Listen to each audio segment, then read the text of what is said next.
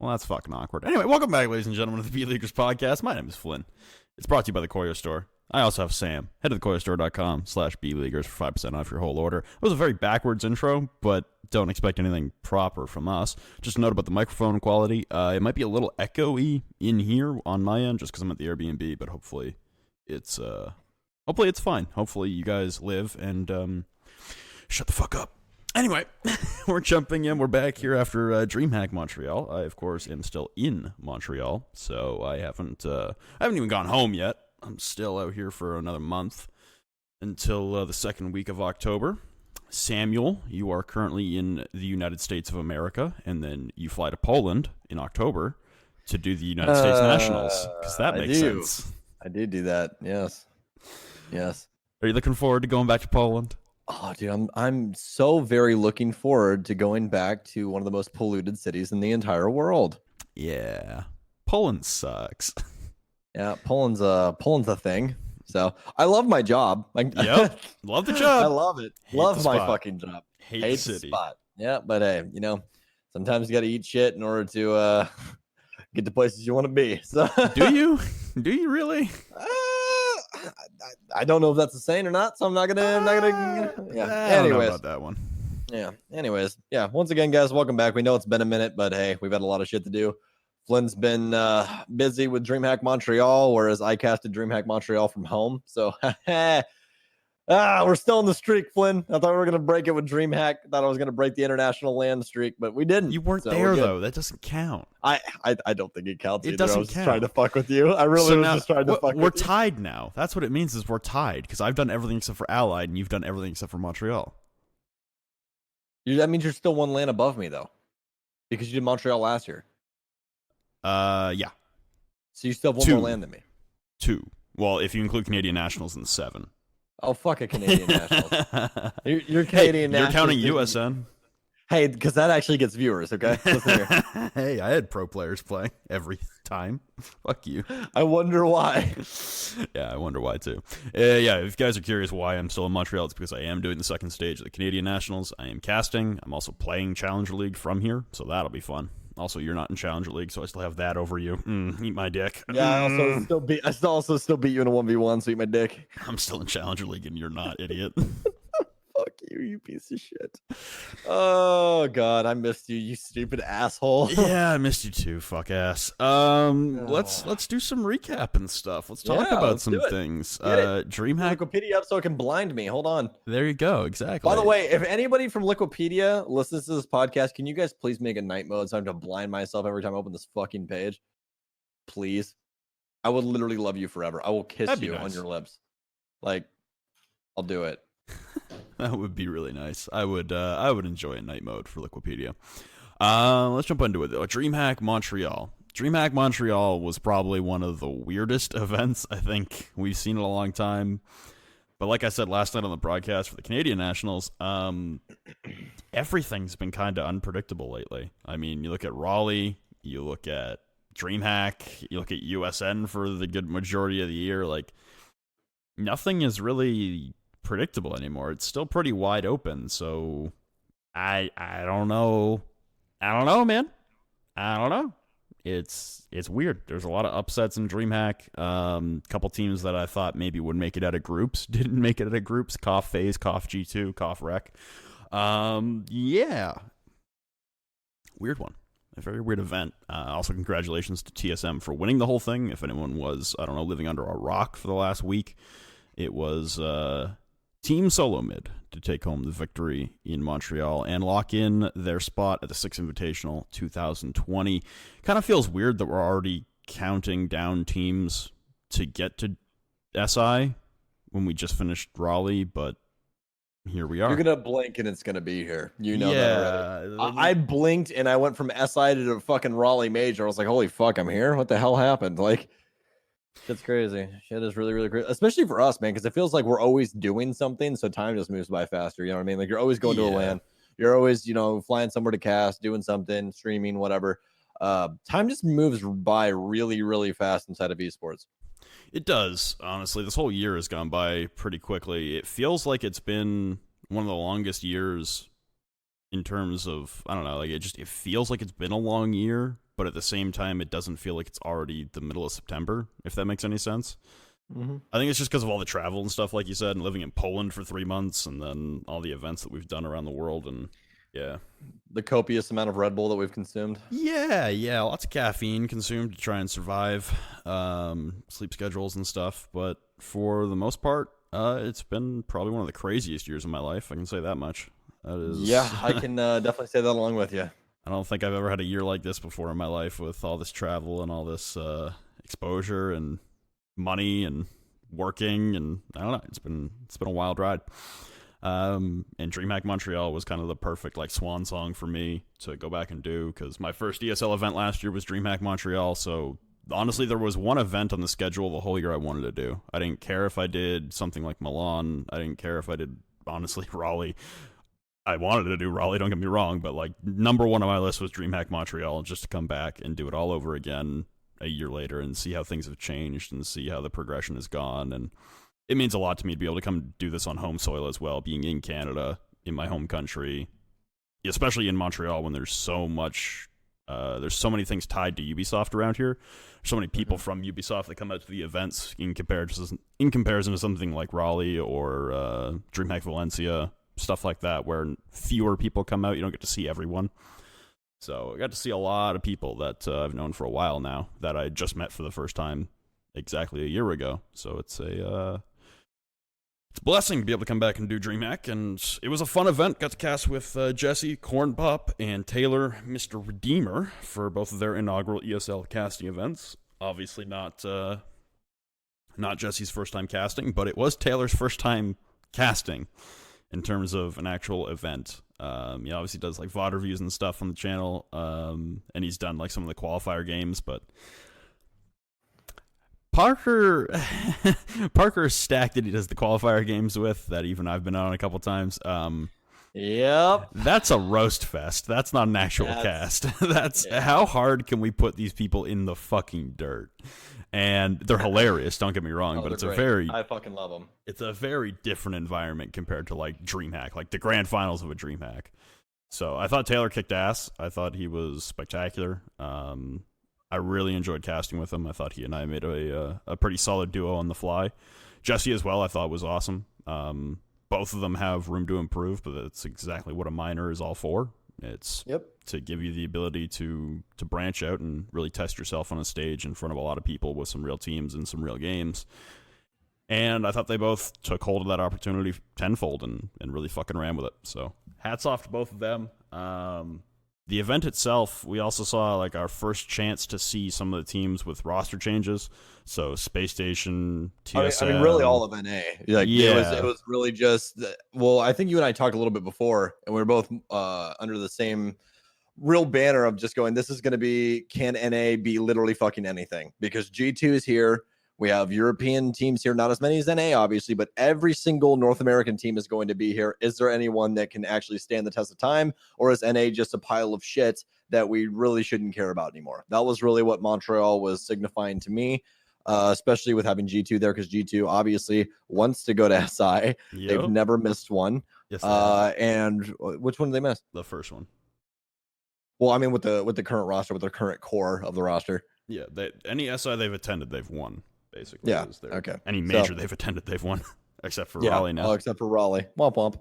But there seems to be some issues going along with that team. But of course, as you guys know, there's nothing else going on. You guys already all know the roster moves. We already talked about them. So this episode of the podcast is more or less going to be Flynn and I diving deeper into what we think are going on with teams, what we thought of roster moves and how they really panned out.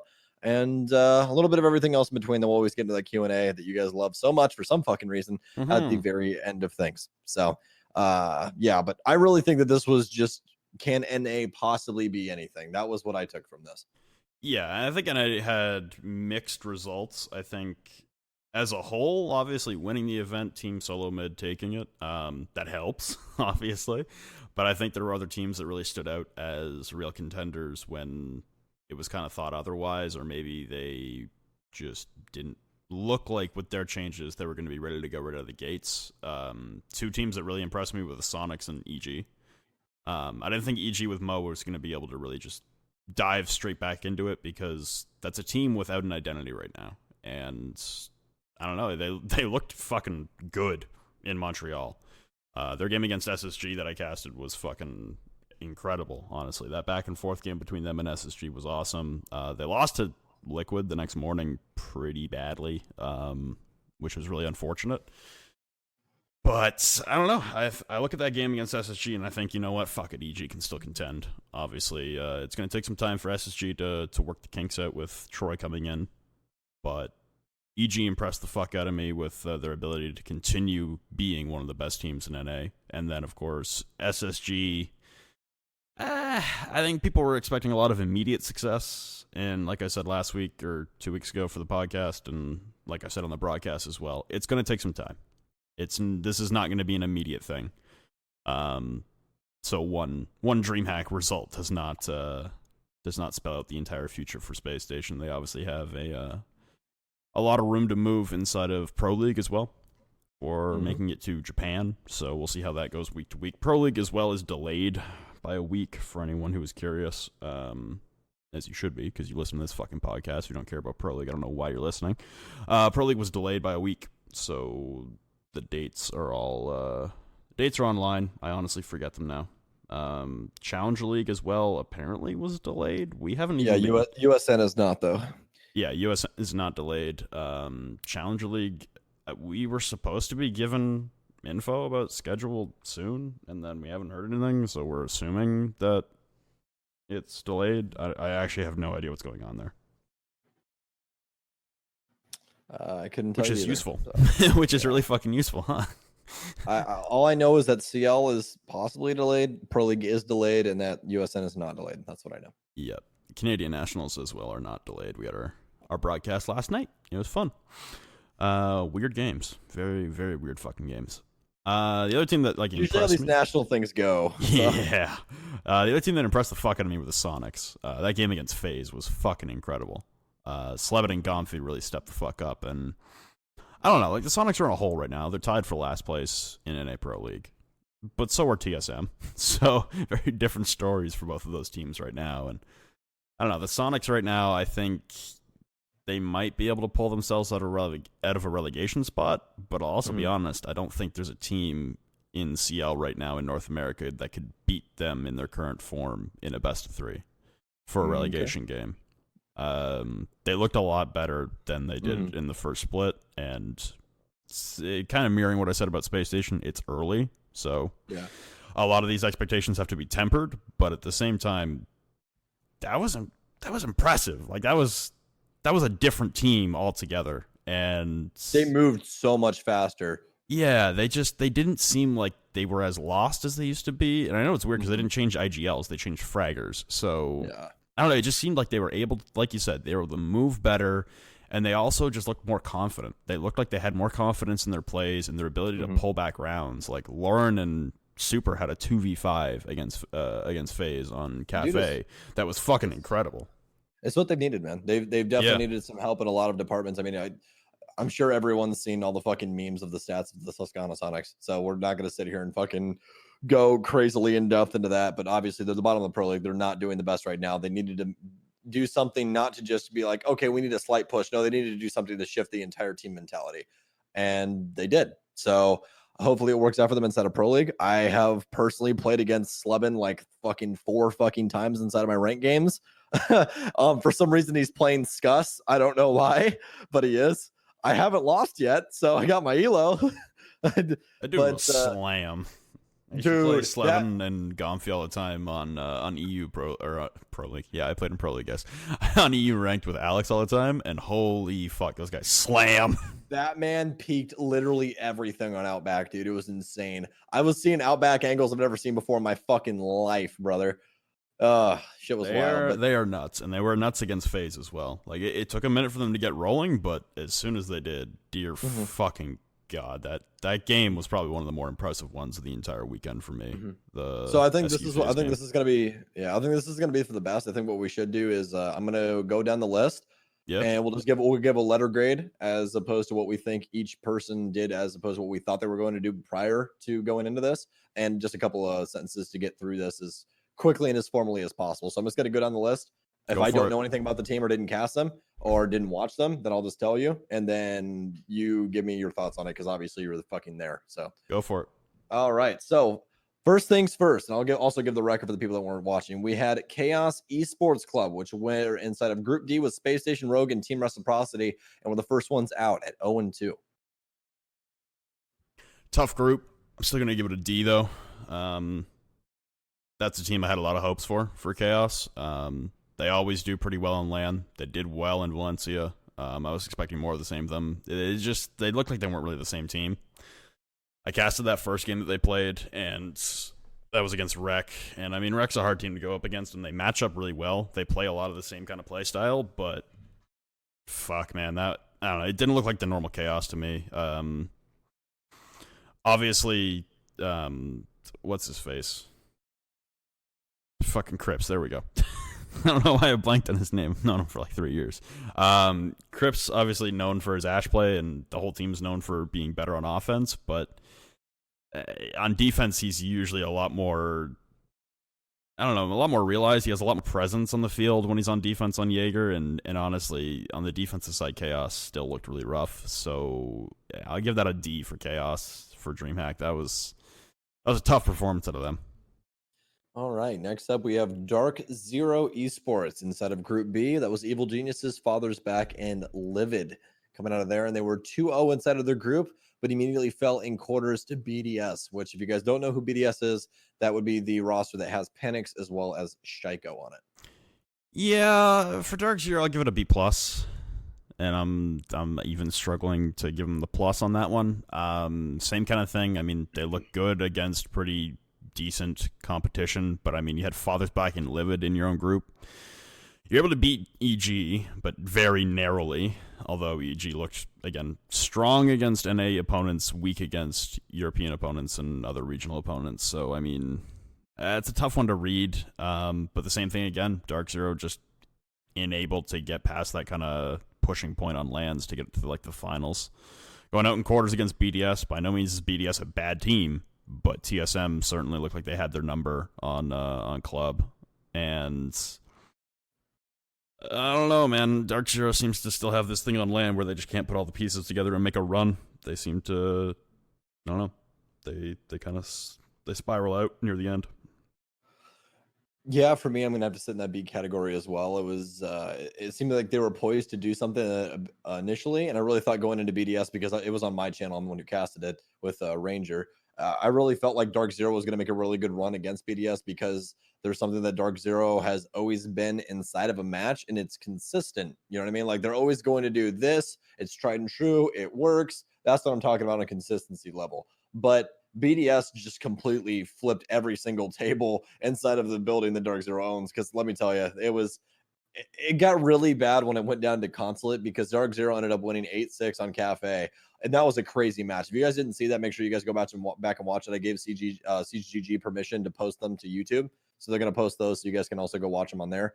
But we go into Clubhouse. Clubhouse was pretty even split. BDS ended up winning at 7-5. But then we had Consulate after that. And if you guys hadn't been watching the series or didn't follow this or were living under a rock, BDS just came off of beating G2 on Consulate to where G2 was so afraid to even approach the building because of how aggressive BDS was being.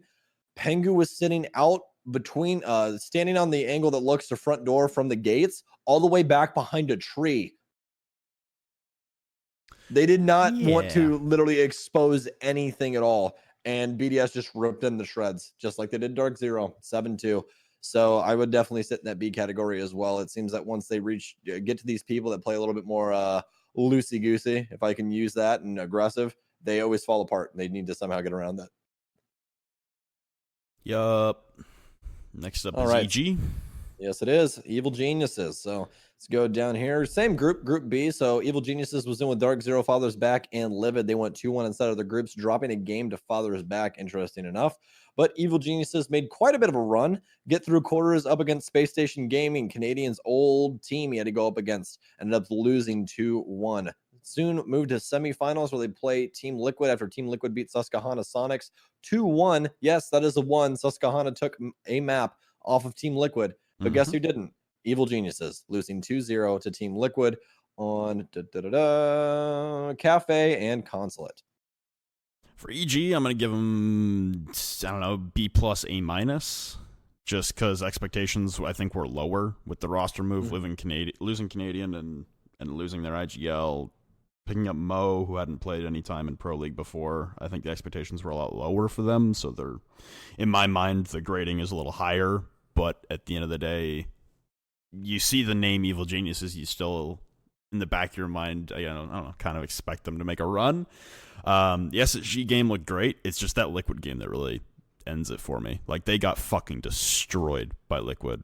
Like, it wasn't close. If they had a close game against Liquid, I'm giving them like an A plus. But they got fucking wrecked against Liquid. It was not close. And I'm sure even if you look at the scoreline, like, you're like, oh, 7-2 on Cafe, and, Liquid won 5 attacking rounds. That's terrifying. And then you look at Console 7-3. It's like, oh, it's not 7-0s. It's not 7-1s. It's like, nah, but Liquid was up like 5-0 early on both maps. So, like, those rounds were, to use an NFL term, now that the NFL season has come back, it was garbage time. They were garbage time rounds. They were never winning the series. They looked like they were going to win the series. They didn't look like they had a chance against Liquid the whole time. So, A minus, B plus. Muff cabbage. A minus, B plus is where I leave EG after DreamHack. All right. Well, I didn't cast any of their games. So moving on to the next one. Father's back. F. Again. I don't know. They're bad. They're always bad. Yeah, Gotten Group somehow took a map off of, and took an entire series off of Evil Geniuses. I don't know how the fuck that happened. Was that off stream or who casted that?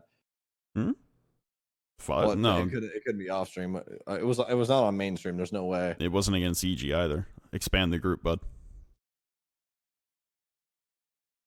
Who the fuck was it again? Father's Back never picked up a map.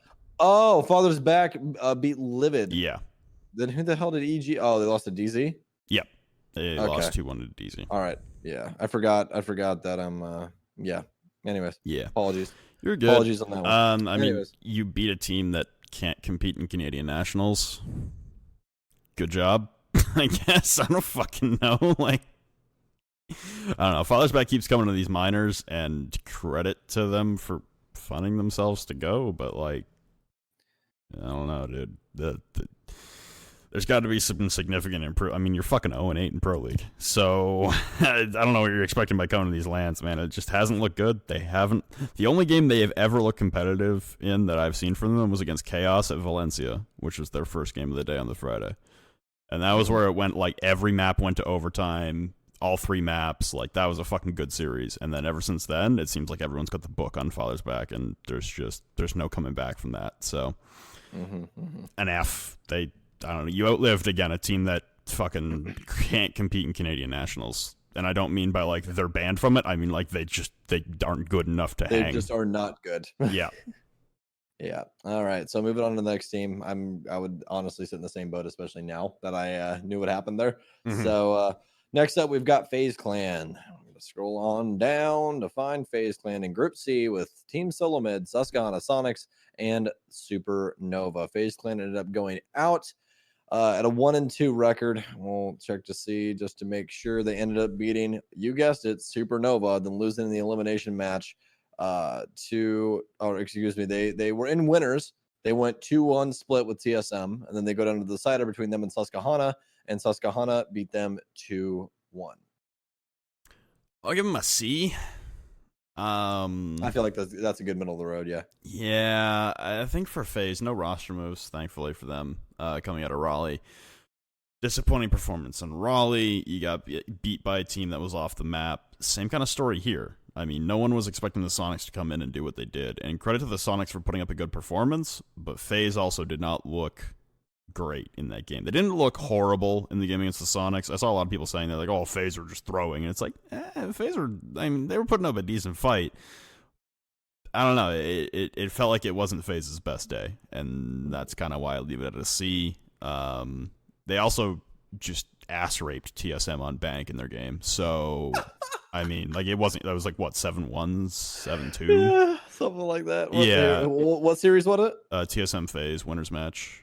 It's on bank. I got it. Hold on. Stand by. TSM phase. Got it. It wasn't close. I know that. Yeah. It was phase 1 7-2. 7-2. Okay. Yeah, that game as well was also just a fucking clown fest. Clown fiesta, as if you will. Yeah, like FaZe honestly just put on a fucking clinic, and then I mean they looked good against the Sonics. They just didn't look like FaZe, so I give them a passing grade to C. And heading in, everyone would have expected FaZe to be 2-0 out of the group. Looking at the teams in their group, like that definitely should have been FaZe coming out. The Sonics kind of came out of left field, and I don't know, dude. For FaZe, it seems like they still have some work to do. Yep. All right. Are you ready? Yeah, give it to me. G2 Esports. Let's scroll down to the group. Here we go, gents. Team Liquid, BDS Esport, G2, and Luminosity was their group. G2 exits Group A in third place at 1-2 after winning only one series, and it was in the opening match where they 2-0'd BDS on Clubhouse as well as Cafe, and then later on in the decider match ended up losing to BDS on Bank and Consulate in very, very handed fashion. All right, everyone who listens to this podcast who is a G2 esports fan, mute me for the next 30 seconds because you're not going to like what I have to say, and no, I don't want to see man. it. Be a fucking man. Okay, or comment my throat on Twitter. Yeah, you and I are traditional sports fans, motherfucker. You gotta if you're with that team, you ride or die. I'm a fucking Bears fan. We stuck cock on offense. All right, listen here. I'm gonna give them an F. I'm right there with you. And I know the group was hard. I know BDS is a good team, but they didn't look like G2 at all. FaZe kind of looked like FaZe, just on a bad day. G2 didn't look like G2 in the same fucking zip code, man. Like, they were fucking... I don't know, they looked rusty, honestly. They looked like they were tired. Just the way they were playing, their energy they were bringing in every game they played, they looked like they just couldn't hang. And that's not something you usually have to say or ever have to say about a team like G2. And I don't know, man. It kind of looked like Map 4 from Raleigh all over again. It looked like they were just tired, but every game. That first game against BDS, like, they won. It was a fucking nail-biter, but they won. And everyone's like, okay. BDS are actually fucking insane. G2 just, took them a minute to wake up. Yeah, they never woke up. They literally never woke up. They kept riding that. They lost to Liquid again, kind of a close series. It's not the best game G2's ever played. It's certainly not the worst game they've ever played. The Cafe game, of course, is something I'm just going to gloss over because the other two maps are close. And Cafe for Liquid right now seems to be their favorite map. Everything else, though, I mean, it looked like they did not have enough in the tank to push themselves over the edge. And I don't know what the fuck G2 is going to do. Because they're not making it to Japan, let's be honest. It's going to be Empire and the Giants again coming out of EU. And online qualifiers, as much as they are about skill, they're about stamina. So I don't know what the fuck you're going to do if you don't have stamina to compete.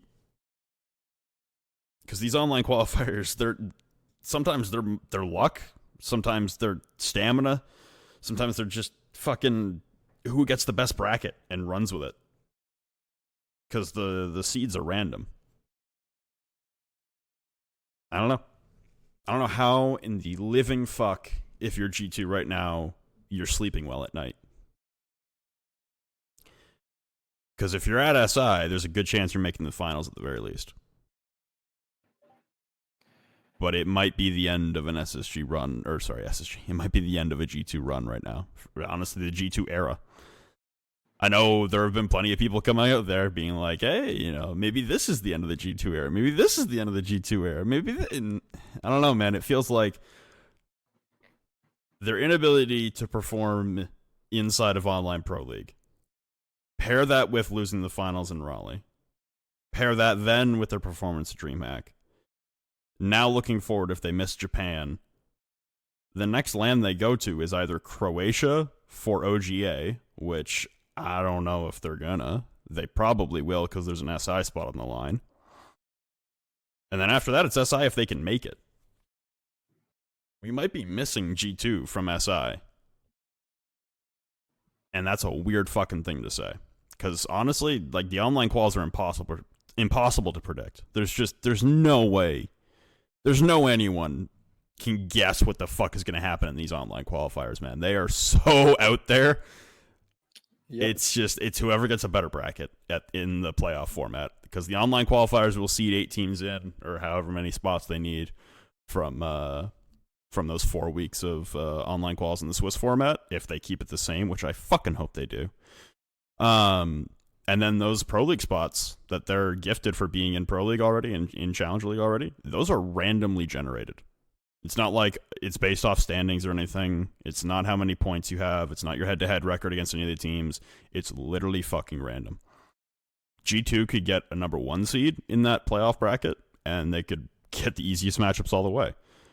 Or they could get a 9 seed and have to play some of the hardest matchups throughout the entire bracket. And do they make it in fucking best of 1s if they stack it to best of 1s this time instead of best of 3s? I don't know. They've proven they can't play BO1s online in Pro League. Can they play BO1s online in qualifiers? If they keep it BO3, well, I mean, we've got a pretty good list of best of 3s that they've choked in so far. I don't know. But I'm giving them an F for Dreamhack. Yep, I'm going to have to completely agree with you on that. G2 esports in my book, absolutely enough. I watched the BDS game. I casted the BDS game. I legitimately have never seen Pengu play so passive in my entire life as to I'm going to sit all the way out on a fucking palm tree just to make sure that no one can try and spawn kill me, but still allows one of his teammates to get spawn killed from balcony and doesn't kill the guy that hopped the window. There was a lot of issues going on with G2, whether it's mental, physical, what have you. We don't really know. But what I can tell you is it's a shell of what the team used to be, at least the team from SI. It's not the same. And until they finally fix whatever issue that they're having currently, whether it's Uno or what have you, I don't know. They're not going to be the same. So definitely an F for this. They did not even live close to expectation. We thought that they would at least, in my book, an A for G2 is making it to semis and going out 2-1. Like, I'm going, okay, yeah, that's like an A minus, B plus. Like, you know what I mean? Like, you didn't win the whole thing, which everyone, obviously, every time you see a G2 fucking logo, you're like, oh, they're gonna win. You know, like that's every single fucking time. But definitely not this time, man. Definitely not this time. And whether this is finally the wake up call that they truly needed was, hey, you went out in groups, a team that hasn't had a group exit fucking ever. They were like EG until EG left in Raleigh. Yep. Yeah, and they just did it at a fucking Dreamhack, but not even at a major, you know? So I don't know, man. To come off of Raleigh and lose in not very close fashion, but still, like, you were there, you know, against Empire. They weren't fucking there against BDS, dude. I can tell you that for a fact. There was a lot of misplays. Again, this is going to be posted. Go back, watch it. I know that some of you guys that didn't watch this series, because obviously it wasn't on the main channel, are going to be wondering why I'm saying what I'm saying, what Flynn's saying is what he's saying. But you need to go watch that game. It's ridiculous, to be completely honest, especially from the play that as a community, especially at a top tier level, we've expected out of G2, which is that clean cut strategy, team play out the ass, where everyone is so close together. You drop a pin on somebody, the other guy's already trying to refrag you. Just great team play. And I saw none of that with their games against BDS in that series. It was just not there. So definitely an F for me as well. And that brings us over to our next contestant, which is Team Liquid, which I'm going to give an A+. Yeah, I'm going to give him an A+, and then you run with this. If you saw any of their games, I just got to grab some water. Oh, you're fine, buddy. So Team Liquid's group was going to be Group A, where they ended up going 2-0 in the group. So they were the first ones out. They went out on the what would it be, Friday. They went out on Friday, so they didn't have to play anything on Saturday till late, which would be the quarters. So got to sleep in a little bit, got their rest, everything, bada bing, bada boom, the usual. So go down to the bracket. Team Liquid beat Susquehanna 2-1, followed it up with the semifinals. beating Evil Geniuses 2-0, then finally falling to Team Solo Mid in the finals 1-2, where TSM were your victors for Dreamhack Montreal. Team Liquid for me, A+, due to the fact of what they've been going through recently. In recent history, they haven't had the best showing inside of their region or really even international play in general. Their last international LAN has actually not been for a while. I'll pull it up for you guys just real quick here. Their last international LAN was actually the Allied Esports Vegas Minor, which was quite a while ago, actually. It was actually exactly 3 months ago. So it's been quite a while. And the last team that they beat at the Allied Esports Vegas Minor was for third place when they played up against Chaos. So they got third at the Allied Esports Minor. They did end up getting first, actually, at the Brasileiro. I don't think I pronounced that correctly, so I'm probably going to get yelled at by, BR6. So they ended up winning BR6 up against FaZe 3-2, which that was 2 months ago. But since then, they again, that's not international competition. So they've done decent recently, if you want to count BR6. But the Allied Esports Minor, I really thought they were going to do a lot better. They really seemed like they were warming up. But to take third, I really felt like it was still lacking from what we've seen from Liquid, especially recently. But obviously, we did not see them go to Raleigh. So counting them out of that, going into DreamHack, they definitely wanted to try and secure the bag here. And it just did not happen. But again, A+ for me, especially coming off of their recent lands. And I mean, especially, dude, Paula, that man was playing out of his fucking mind, dude. Yep. Holy shit. I went and just watched highlights of the games. That dude was incredible. Paula and Sexy Cake were fucking off the rails. They were incredible. Yep. Shout out to Jenna, man. Shout out to Jenna. I know she had to be happy. Oh, hell yeah. Until the finals, anyway. Hey, I mean, just superiority. It happens. So it happens when you lose, dude. Somebody's always got to be better, right? Yeah, that's about, like, I'm in total agreement with what you said about Liquid, man. I only heard the back half of it, but... It was basically a long drug-out version of that, so I could wait till you got water. Yeah, you're good. Yeah. Honestly... You know me and Phil in time. I'll add fucking 5 extra words for everything. Anyways, continue. Yeah. Liquid for me, I mean, they swung above their weight class. Like, Liquid have been a bad team lately. Let's just call it what it is. They have not been performing to what a lot of fans' expectations are. They haven't been performing to a lot of what our pro league caster, analyst, whatever competitive analyst caster expectations are of them either. Competitive analyst caster thing. Yeah, that. Us people who do things. Us people. Us people who know things, I guess. Yeah, I don't know. I feel like they swung above their weight class this entire event. Fuck, man. Just, it's good to see for Liquid. It's just really fucking good to see from Team Liquid, honestly, bouncing back and looking like they might actually piece together a pretty decent run to Japan. You got a couple other teams right now in Brazil who just don't look like they have it. MIBR, of course, one that you always have to worry about in Brazil, except for this season, apparently. It's kind of like a nip from Season 8 all over again. NIP with a roster change, and we'll fucking get to that in the Q&A. I saw the question. We'll talk about it there. Yeah. I don't know. Liquid look like they have a pretty good case to finally make it to a seasonal LAN. They haven't been to one since they won a damn thing in Atlantic City. You talking about Liquid? Yeah. They haven't been to a seasonal Pro League final since season 7. Oh, okay. Seasonal. Yeah, they're at SI and Raleigh. Yeah, but and they're at and they were Team Liquid wasn't at Raleigh. Oh yeah, fuck. They went to BR6 and they went to Vegas Minor. Right, that's what it was. Yep. I forgot they didn't make it to Raleigh. But yeah, they've been around. But yeah, they haven't made it to a seasonal final in almost 2 years now, or over. Yeah, almost 2 years. Year and a half now. Yeah. All right. So next team, this one's gonna be fun. I bet you're excited. Yeah. Luminosity Gaming. It's whatever below an F is. F minus. What is Give them a G. Yeah. Did you just say the alphabet in your head too? Did you just do that shit? No, I knew what the letter after F was, Sam. I had to do it real I graduated quick fucking kindergarten, thank you. Dude, I had to make sure. I didn't Might not have graduated high school, but I graduated kindergarten. Oh, I graduated high school. Good for you. Bitch. Are you in Challenger League? I didn't think so. I was waiting for it, dude. You fucking dickbag. I'm gonna ego you so fucking hard. LG, yeah. Yeah. Garbage. Fucking bad. You guys did not do well, and I'll tell you exactly why. Oh no. Oh, you're actually coming at them. I was just gonna leave it at garbage and move on. If you don't fucking fix things to where it's not just, hey, did Rexon kill people? Then you're gonna continue to lose games. Okay?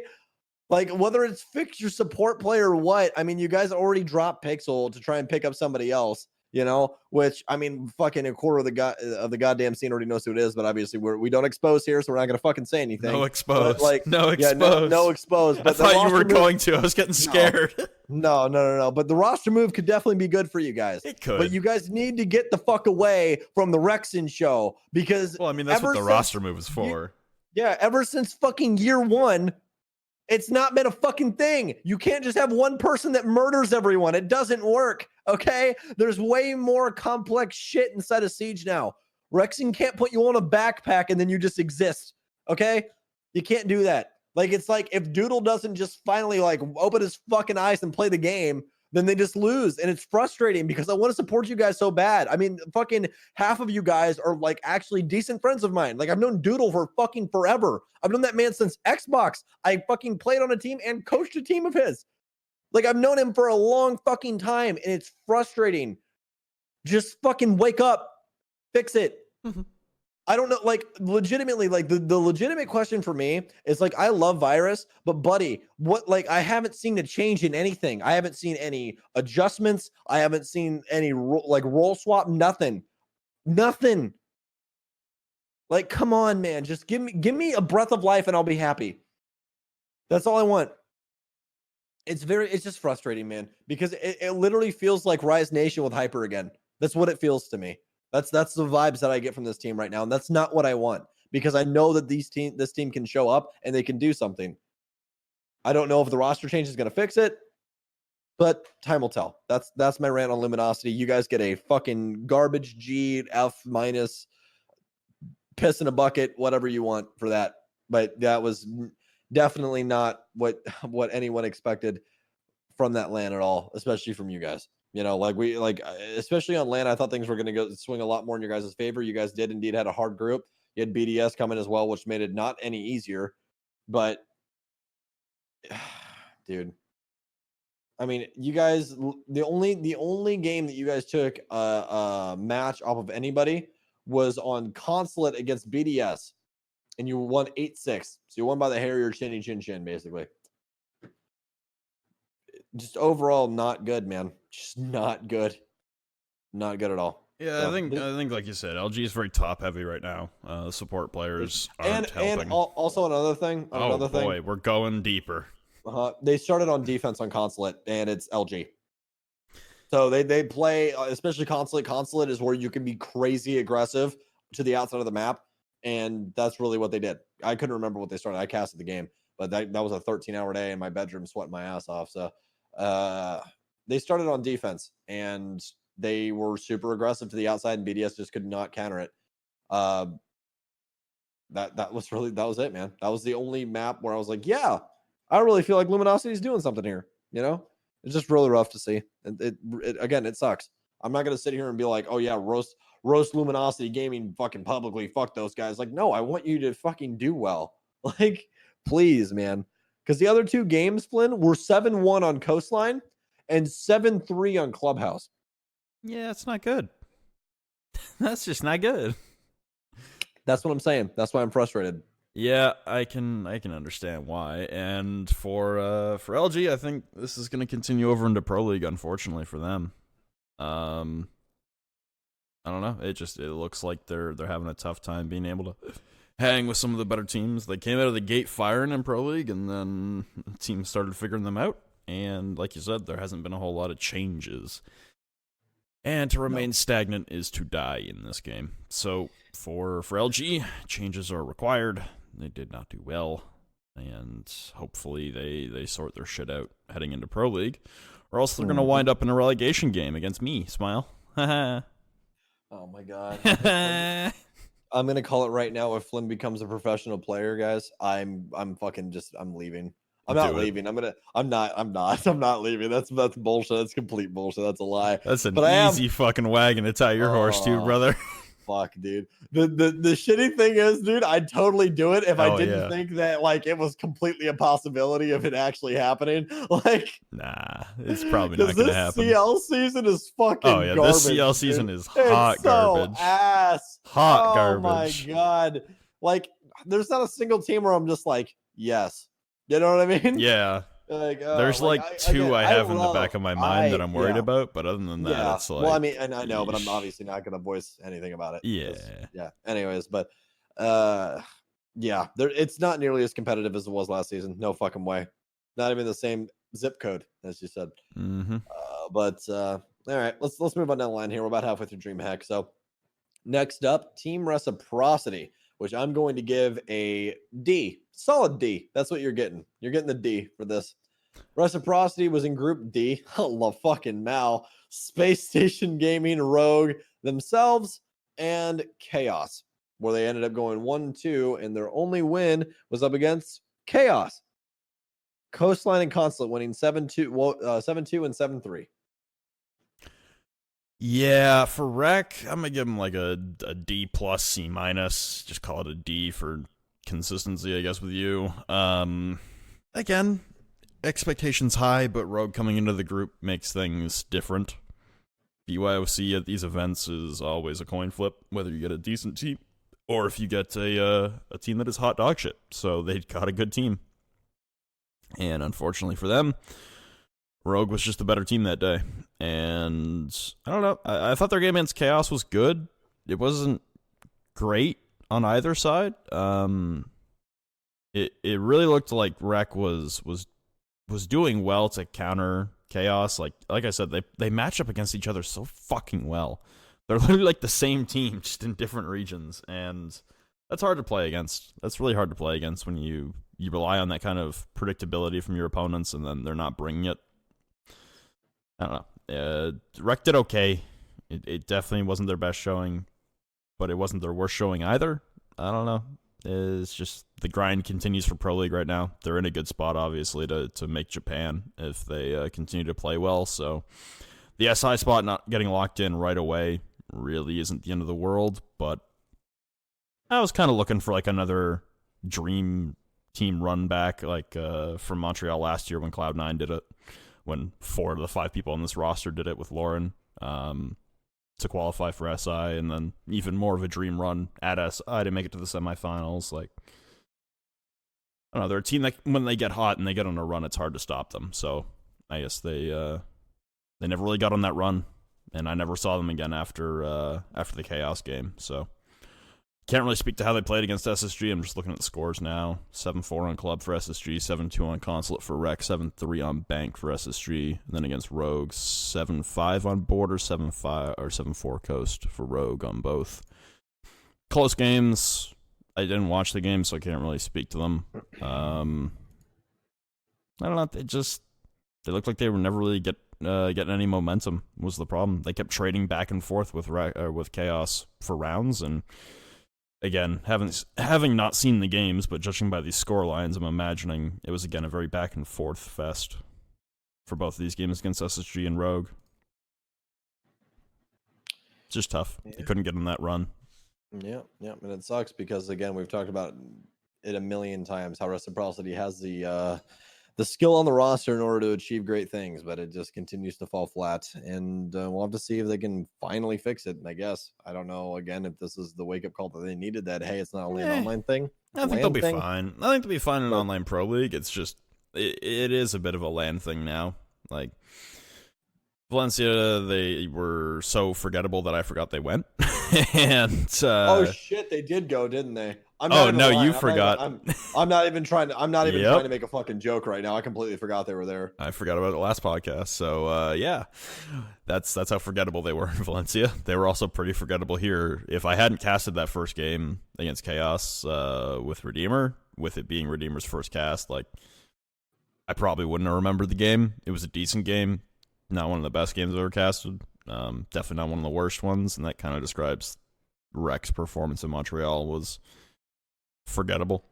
And for a team like this, the last thing they should really be is forgettable. But I don't know. I think they're having troubles putting all the pieces together right now. But inside Pro League, they're fine, honestly. Like I wouldn't be at all shocked if we see them in Japan. And that's, I don't know. NA seems wide open still, but I'd put good money on them making it to Japan. I think they'll be fine. They live for the online BO ones. Yeah. Oh, hey, on a side note, guess what I got? What'd you get, Sam? I got a Go XLR like Parker did. Oh, no. So you can do fun stuff like shit. Like. You tried, honey. You tried. Flynn. Yeah. You, dude, all right? All right.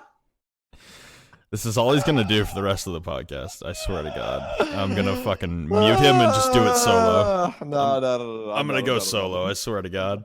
No, I'm good. All right. Next up is TSM A+. Super plus ultra. Yeah, A+++++. I don't know if there's anything you really want to talk about with them. Yes. They did fucking great. Beaulo was the fucking top rated player at the entire LAN with G2 and everybody else there. So Team Beaulo Mid exists. Beaulo is indeed a fucking insane Siege player. In case you were wondering. And by the way, can we just talk about this real quick? Because I don't think anybody noticed this. I don't remember if you and I have talked about this or not. But the way that they brought Beaulo into competitive play was so fucking smart, dude. So fucking smart. Start him off on Hibana, some support roles, let him get the flow of things, let him understand how things work at this tier of level. Or excuse me, at this tier of play, not tier of level, Jesus Christ. At this tier of play. And then slowly put him into the roles that you guys know he's going to be good at, which is that fragging role. And now he's playing the IQ in the Doc, and you have Merc with the Ash and the Jaeger. And Bolo's fucking fragging out of his mind. Yep. Out of his fucking mind, dude. And it's all because of how intelligently they brought him into the fold. They didn't go, oh, you just play IQ and you go kill people. Like, no. They brought him in. They made him learn. Go, this is how this is done. This is how this is done. This is how this is done at this tier. He learned all that shit. And now he's just fucking rocking everybody because he knows exactly what he needs to do. And it is fucking beautiful, dude. Beautiful. And can we just say something else, dude? Fucking Merc is nuts, dude. Oh my God. I love that kid, man. Merc had his moments, man. Merc definitely had his moments. Merc had some fucking just stupid shots with Ash, dude, where I was just like, he's killed me in rank before like that. That's you know? Yep. Just overall, dude, just incredible play by those two and achieved as well. Throw them in the fucking pile. And then they have the two supports that they needed. That's what they needed. They needed Jarvis and Poge together. They needed those two to play a solid support game with drones and information and playing that role to a T, and let those three fraggers do exactly what they want to do. Frag. And they Honestly, did fantastic. The one person I was most impressed with this entire tournament on TSM wasn't any of the fraggers. It was Jarvis. Yep. Because Jarvis was fucking nuts. Jar had some of the worst stats at the entire event, but all those kills came in the clutch. Whether it was a clutch scenario or it was the most crucial pick in the round, the number of times Jarvis single-handedly won them around without really even showing up on the scoreboard was impressive. And that's what really stood out to me for TSM, is that he was making the difference not only in terms of stats, but in terms of team play and clutch play. And that's kind of what you need. You need direction for these young players. Like, you've got Beaulo and Mark right now. This is their first full season in Pro League. This is only their second LAN together as a team. Fucking awesome. I was so impressed, man. An entire event, and all of TSM looked like they were unstoppable the whole weekend. I mean, Jarvis is the fucking homie. You already know that. Jarvis is a fucking awesome human being. But I was very, very happy with his play, especially because, as you know, he's been basically flirting with, hey, should I continue to play or not? Mm-hmm. It's awesome to see him come back and do that, as well as adding Gotcha to the roster as well. Everything just synced together at the proper time, man, and made a beautiful little NA baby, and I'm excited about it. Yeah, I'm really happy that Gotcha found I'll a spot fucking on die TSM. on this hill, Flynn. I don't give a shit. Well, I think the next team we're going to talk about is still our hill to die on, which is Space Station. Fuck, dude. Thank God I got a fucking studio, by the way, so I can yell at night and not wake anybody up at 12:02 in the morning. Space Station, still our hill to die on. Yeah. I thought that, Canadian coming into the roster, coming into the fold. I think it's a very good move. They needed a veteran IGL to elevate this team to what it could be. And for me, at least, I would say it's a solid B plus A- performance. Losing to Evil Geniuses has to hurt, but hey. Yeah, I'd hit it with a B plus A-. It's kind of hard to grade because they are so new, but we've been doing that to other teams already, so I don't know. Yeah. B plus. There's not much to talk about. I mean, especially with SSG. I mean, there wasn't any game where you're like, wow, that was a fucking real nail biter up until they got to EG. Mm-hmm. That was really about it. Yeah. So I would say overall, Canadians made the team move a lot faster. They're a lot better with their utility usage, and they don't just fucking stand there and stare at you on offense, or excuse me, on defense. It isn't the mannequin challenges. I've heard plenty of teams call SSG that. It's like, dude, it's a fucking mannequin challenge on defense. They just don't fucking move. Like, I mean, that's one of the big things for them was like this entire event, especially in the game against EG. It wasn't so much that they were moving for the sake of moving. It looked like every time they made a change in the middle of a round, it was that they had a purpose. It's like they had an idea of what to do. And that's something that not always was the case with SSG. They sometimes looked a little lost on attack. They looked a little lost on defense in terms of positioning and coordination. Anytime someone moved in this event for SSG, it looked like everyone was on the same page of the X's and O's on where to be on the board and where to be to help the team. And that's what I like to see. Obviously, all the pieces didn't fall together against EG, and they had some close-ass games against them. But for them, I think this is going to take a little bit more time to kind of develop and mature. But once they do, man, fucking look out. SSG is still the hill to die on. 100%. All right. And then we're down to the that and there Susquehanna Sonics. Give them a B plus. I think that's solid. Yeah, I think given their expectations heading in, which were nothing. Literally bottom nothing. of the barrel. Yeah, I mean, yeah, they were never expected to make it out of groups. They did a thing. They did the thing. They also put up a good fight against Liquid. And I mean, you take down FaZe and you put up a good fight against Liquid, shows you the ability to be able to compete internationally. Whether or not they'll have a chance to compete internationally again for a while is a valid question. But for right now, they look like they might be able to pull themselves out of a hole here in Pro League and maybe get out of a relegation spot. It depends if teams like Rogue kind of stagnate a little bit, or if LG really falls off like they're going to. Maybe TSM doesn't figure out their BO1 problems. You know, there's a lot of questions concerning the bottom portion of NA right now for Pro League, but I don't know, man. They fucking impressed me.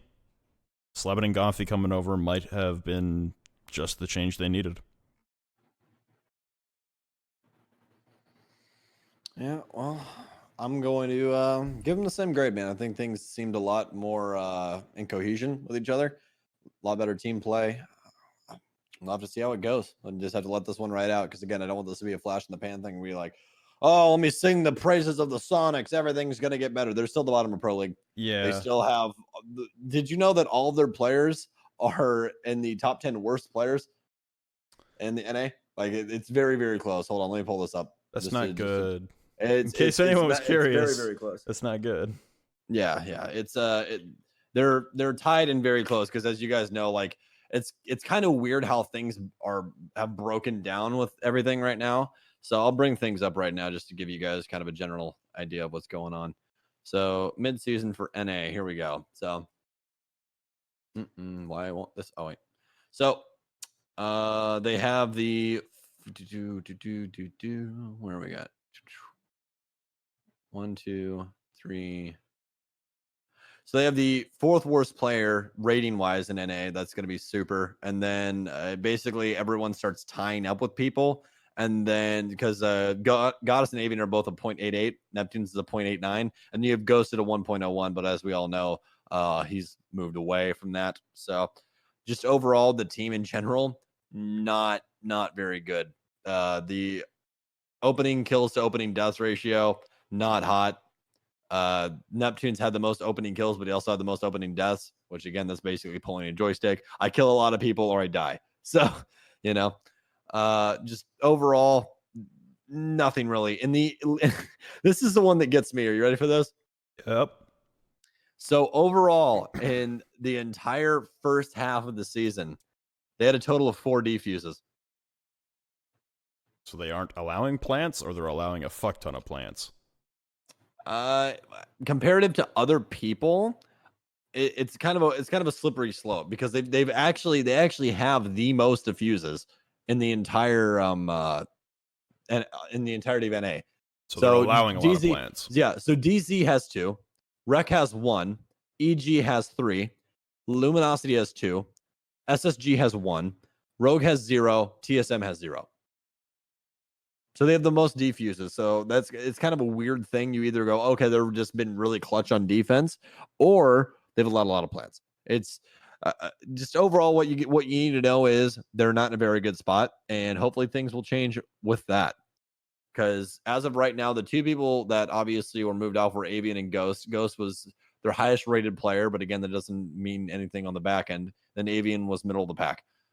So you had your Thatcher Castle main, and then you had your Zofia Smoke main that were soon switched out. Who's playing Smoke now? Because I didn't watch any of their games. Yeah, I'm blanking. I know, I just kind of put you on the remember. spot. So. I actually don't remember. Yeah, I know. I just kind of put it on the spot there, but if I had to guess, I don't even remember them playing a lot of Smoke, man. Because I know Super and Goddess were swapping back and forth in terms of like who was the SMG and who was the ACOG, and then there was a lot of mute play. Who was playing Maestro? There's a lot of Echo play as well. Super was running a decent amount of Echo. Echo got allowed in a lot? Yeah. Nice. Well, I mean, they played 2 LATAM teams who always ban Maestro. So, yeah, I don't remember anyone playing a whole lot of Smoke.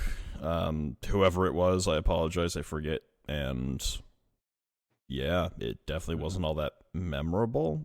If I had to guess, I would say Super, but I had played the most. But I think the roles are like on the support side getting tossed around a little bit. I just know that like Gomfi and Sleben were like the entries and the roams on defense. Gomfi would kind of flex a little bit with Neptunes, so like sometimes it'd be Sleben and Neptunes on like a duo, or they'd go trio, but like Gomfi was kind of in a flex position more than Nep. At least on defense. And then on attack, it was Sleben and Gomfi as the duo on attack. It was, I don't know, they mix some things up. Awesome. So basically, if you're a Susquehanna fan, be happy. Hopefully things improve, especially coming off that land performance. So moving to the next thing, we got BDS and Shaiko, Panics, and the rest of the squad. I mean, hard not to give them an A+. In terms of expectations. You're damn right. Yeah. You're damn right. In terms of expectations, man, that's they were never again expected to do this well. They officially finished in 3rd place. The difference between prize money for 3rd and 4th of this event was $2,000 total. So I don't think either of them really gave too much of a shit. If you want the scoreline, it was a 2-0 over Evil Geniuses, 7-3 on Consulate, 7-5 on Border. Again, I don't think anyone really gave too much of a fuck. Yeah. outside of the 3rd place game, A+. Like Shaiko looked insane. I really like the Shaiko was literally a cheat code. I really like the duo of Shaiko and Panics as well. That seems like they're really clicking. And then the rest of the team as well. I mean, like they all have pro league experience, so seeing them all come together as like this French unit. It's really impressive to see and really inspiring to see them kind of come back together. Obviously, Shaiko is going to be a hotly debated topic for a very long time. I don't give a fuck, dude. That guy can't cheat at land, and that guy played out of his fucking mind. I saw him flick and shoot a guy with one bullet through a fucking Maverick hole. You can't miss. Otherwise, it hits metal, and he hit this dude in his fucking face. Like, oh my God. I don't think that was ever debated as to whether or not he was a good player. The debate was always that he cheated, and should that be allowed? Yeah, okay, well, whatever. He already fucking did all the shit that he was required to do, and he's back. So you can either literally suck a dick. It's like people arguing people that went to jail. It's like, oh, he was in prison. It's like, yeah, well, he also served his time. So what the fuck do you want? There you go. He did what everyone was like, you did this. You do have to do this. This is what you have to do. He does that thing. And you're like, oh, no, fuck you. You still did that other thing. Like, no, dude, that's not how it works. Fuck off. Stop being such a bitch. Jesus. I hate people like that. It shit is annoying. Not to dive down the fucking rabbit hole that is Shaiko. Yeah, I'm not diving down that I'm rabbit hole. going to say one thing, and I'm going to end it.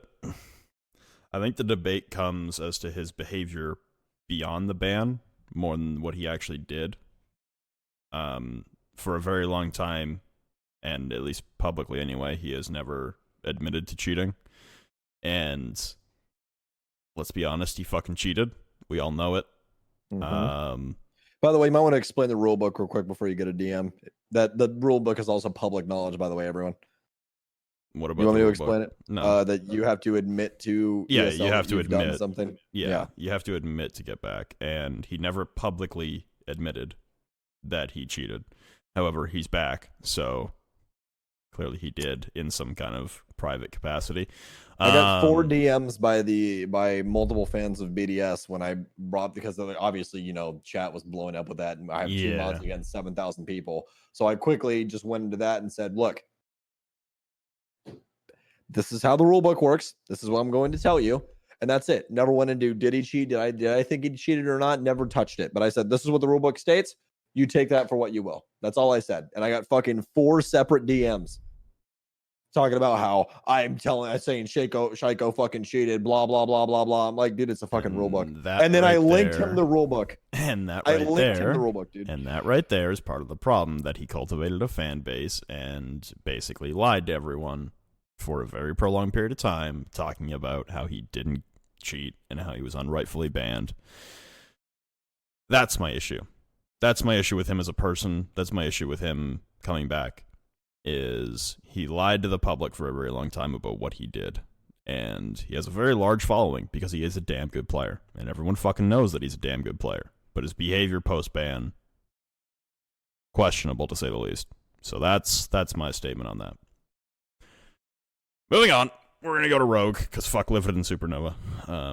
Yeah. F's for both of you, and no one really expected you to do much. Rogue. Don't know who either of you are. Don't care. Canadian nationals teams. Get better at the video game. There you go. Rogue, I'll give a B. I think there were a lot of expectations placed upon them after Valencia. You know, making that run at the previous DreamHack. I give them a B. I mean, they lost to the eventual champions, and they lost 2-1. So I mean, really. It's like, I don't know. You see a team like Rogue who didn't make the change in terms of rosters. They dropped their coach and replaced him with Reaper. But I don't know. Good performance. Just kind of middle of the road in terms of expectations for Rogue. You made quarters. You lost the eventual champions. There's not a whole lot to say there with Rogue.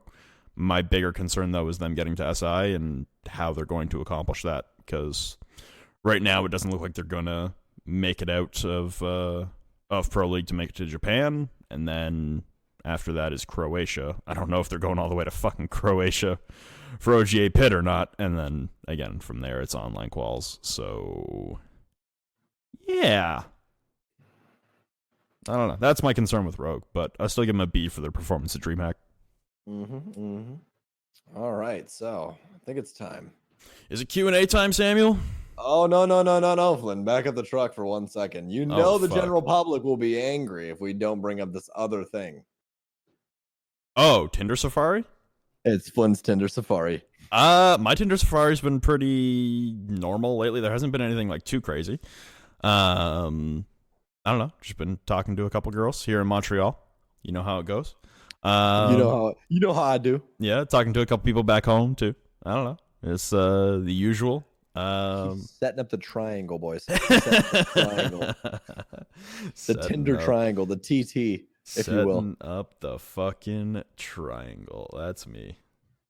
How about you? Anything you want to expose publicly? Huh? I didn't think so, idiot.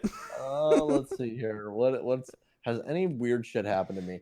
I had one chick literally like out the gate that was like, "Do you like fishing?" And I was like, "Yeah." Like I used to fish on my grandpa's pond like all the fucking time. Why? Like I would love to go fishing with you. And I was like, that's a weird first date. I'm gonna be real. That's a weird one. All right. There are better first dates to be had other than really fishing. Like what happens if things start getting, fucking hot and bothered and fucking one of the poles starts going off, dude? Then what the fuck? Are we ditching the sex and this going straight for the fucking fishing pole or what, dude? I don't know. Like, yeah, fishing's a weird first date. I got asked to go on a first date to I forget what it was. It was some like gaming convention in my hometown, which is really small. So like, it was a tiny ass gaming convention, and I looked it up online, and weird.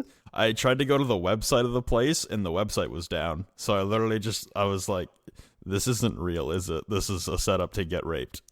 This is definitely a setup for me to get raped or get robbed and your intestines taken or something." Yeah, so I just blocked her after that. I was just like, "You may honestly go to this. I just want nothing to do with it." Yeah, it's something, dude. Yeah.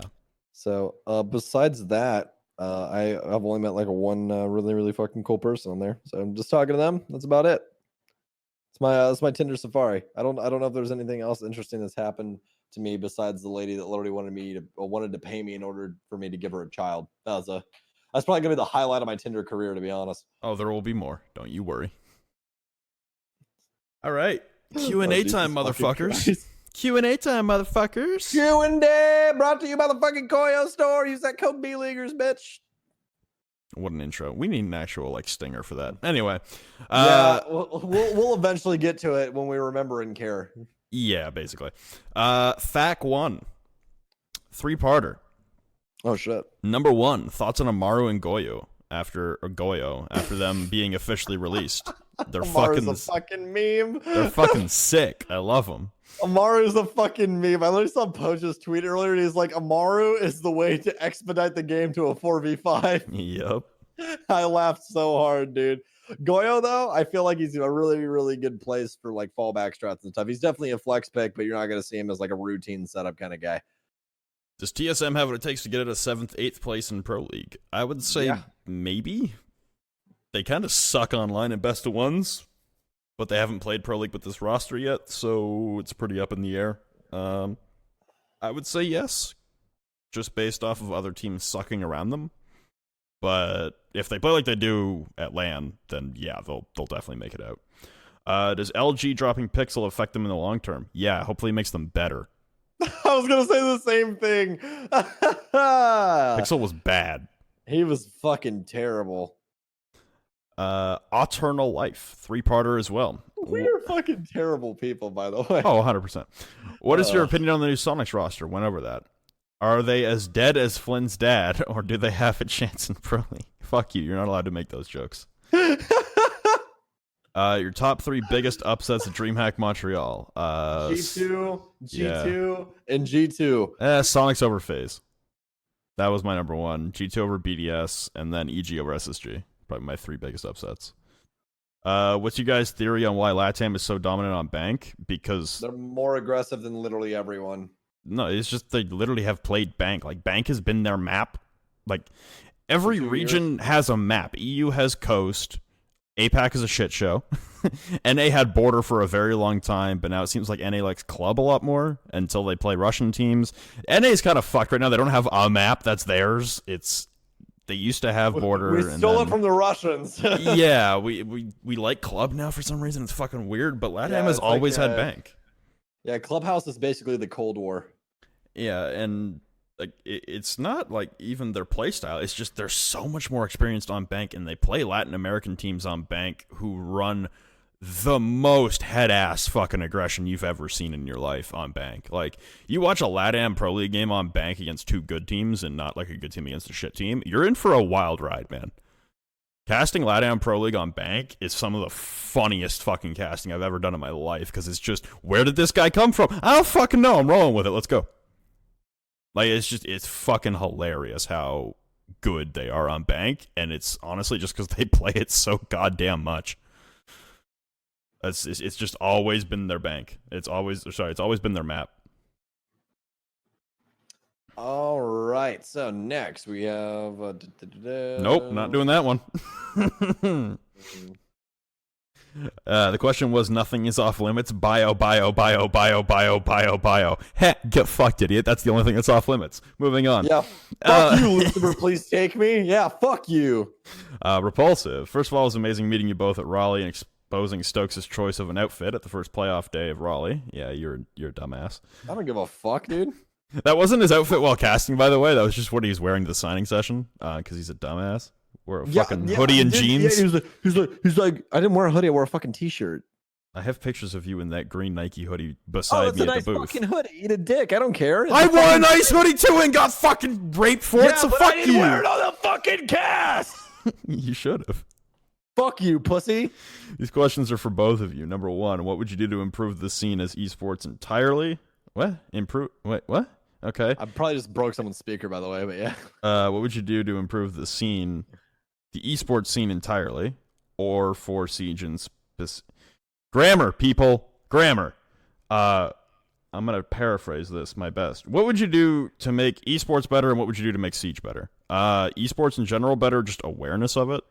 People over the age of 25 just don't understand the money involved in it, don't understand the financing, don't understand the advertising, don't understand the eyes that are on it.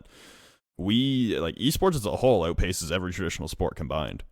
The industry is bigger than traditional sports globally. But again, it's because the demographic is younger that old people don't get that. Number two, there's so much fucking money in esports. Are you kidding me? Esports as a whole is a multi-billion-dollar industry, and people just don't understand that.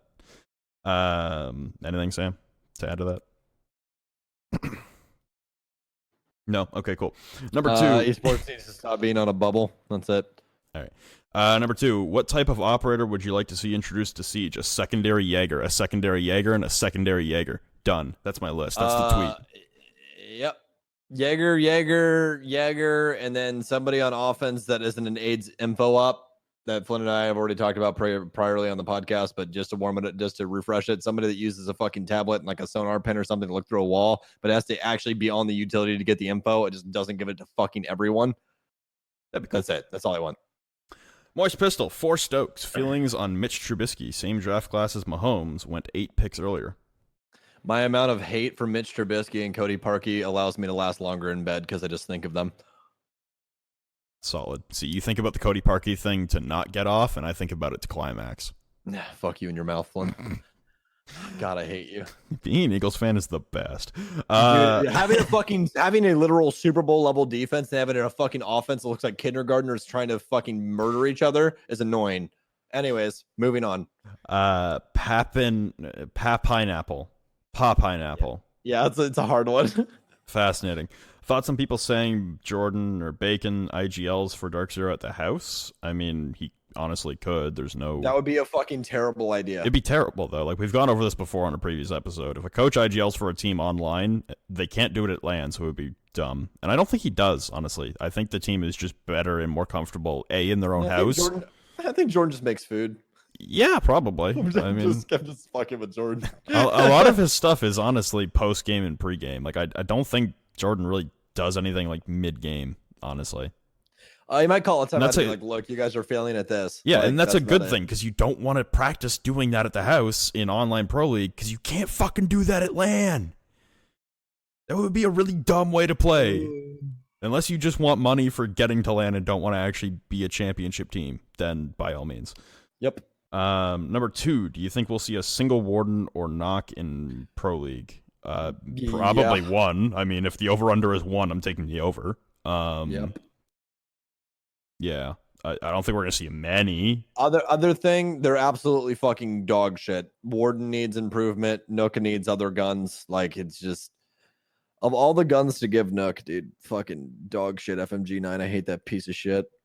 Is Canal viable for comp play? 1,000%. Absolutely. I love that map. Put it in next season or I riot. Put it in, dude. Put it in.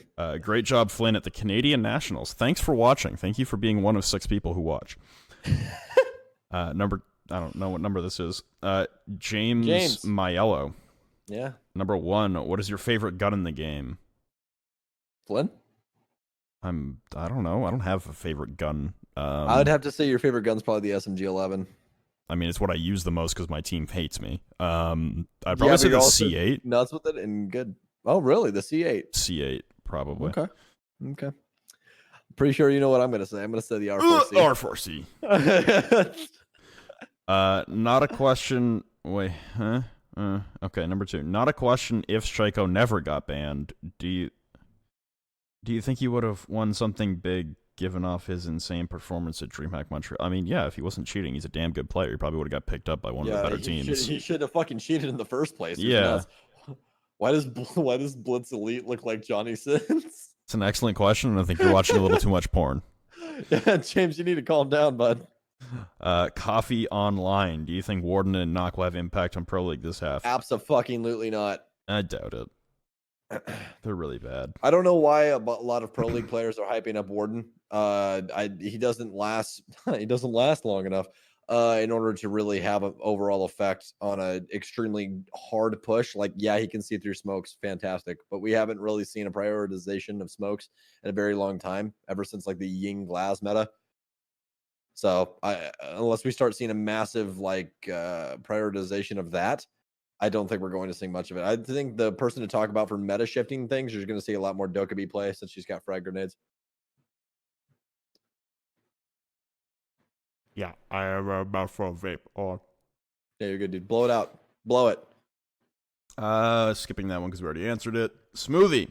Hey, fuckheads, just one question today. How do you feel about Vitality and Chaos being left out of the pilot program, but teams like Na'Vi who have dropped teams that were relegated simply because they wanted pilot status getting in?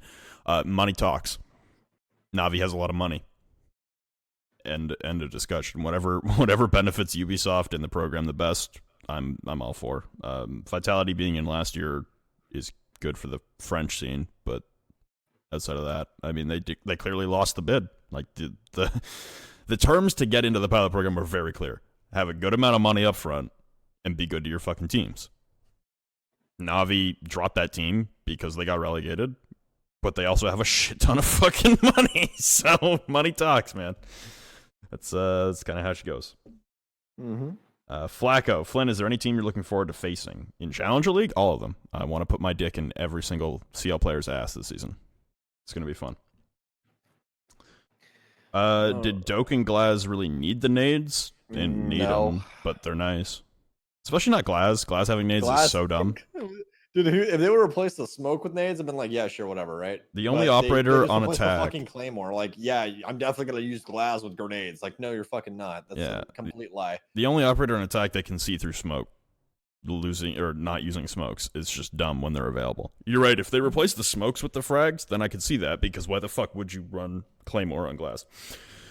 Unless you're posted up on a window, which you really shouldn't be. Good luck in CL. Can't wait to watch you poop on some losers. Thanks, bud. Neon Pigs. If you can make a team of players that aren't on a team, who would be on it? We have answered this question so many times. Please go back and listen to a different episode. Kilroy Can. Love you. Kilroy Can. Number 1. Do you guys think that Ubisoft introducing more alternative operators like Thermite, Hibana Maverick, and Bandit Cade will be better for the game and competitive scene than completely new impossible meta shifting operators? New and meta shifting is good. Redundancy is also good when bans exist. So if you only have one operator, cough Jaeger, that does something and they ban it, cough Jaeger, you're kind of fucked for things that get, or things that utility stops, cough Jaeger. So having redundancy, Jaeger. Redundancy is a very good thing to have when bans exist, cough Jaeger. Number 2. If a team were going to use Warden and Knock in a strategy, what operators would they likely replace? And under what circumstances do you think the new operators would be a better choice, if any? They would never be a better choice than any operator. and they shouldn't really be used unless Knock is going to like run in. Look, here's the thing. They're both extremely selfish. Yeah, they don't share the utility with anyone, and that's a problem in Pro League. There are no operators that get consistent play that are selfish operators. Yep. And the only ones that really do, I mean, if you want to count, I guess, for people that just like throw things and it does stuff like smoke, like you really can't even count it. Yeah, exactly. Like you're it's still like a personal-esque utility, but it's denial. So that's really the only thing that you see. Obviously, like Jaeger has ADS, helps the whole team. Smoke has smoke to deny plant. Also has a shotgun to make rotate holes, helps the whole team. Then you have, for instance, like Maestro, helps the whole team. Who else can we throw into this bag? Vigil. I mean, Vigil's probably the most selfish operator we see a lot of consistent play with, but he helps the whole team because he delays time with the amount of extent that he can possibly hold down a roam game, and he can fucking play on site and be just another gun that just turns his backpack on every couple of minutes. Like, you know, so you're not going to see a lot of play because of the lack of utility that supports the entire team as a whole. Yeah. Next up from You Devastated Boy. Oh my. Do you guys think that given what we saw of Canadians' performance on SSG during Dreamhack Montreal, that it'll be enough to make it so that they're no longer draw station gaming? Or do you think that Canadian is a band-aid to a wound that needs stitches? And if so, how would you improve SSG? And what would you do to improve the team as a whole, given what you know? Also, please to refer to me as Control. I hate the username 13-year-old me came up with. Love the podcast. I was going to say, I feel like I'm in 2008 with that name. Like, I'm calling you Devastated Boy for the rest of your life, by the way. You never should have told me that that you hate that, because Parker does that to me all the time. So, get fucked, idiot.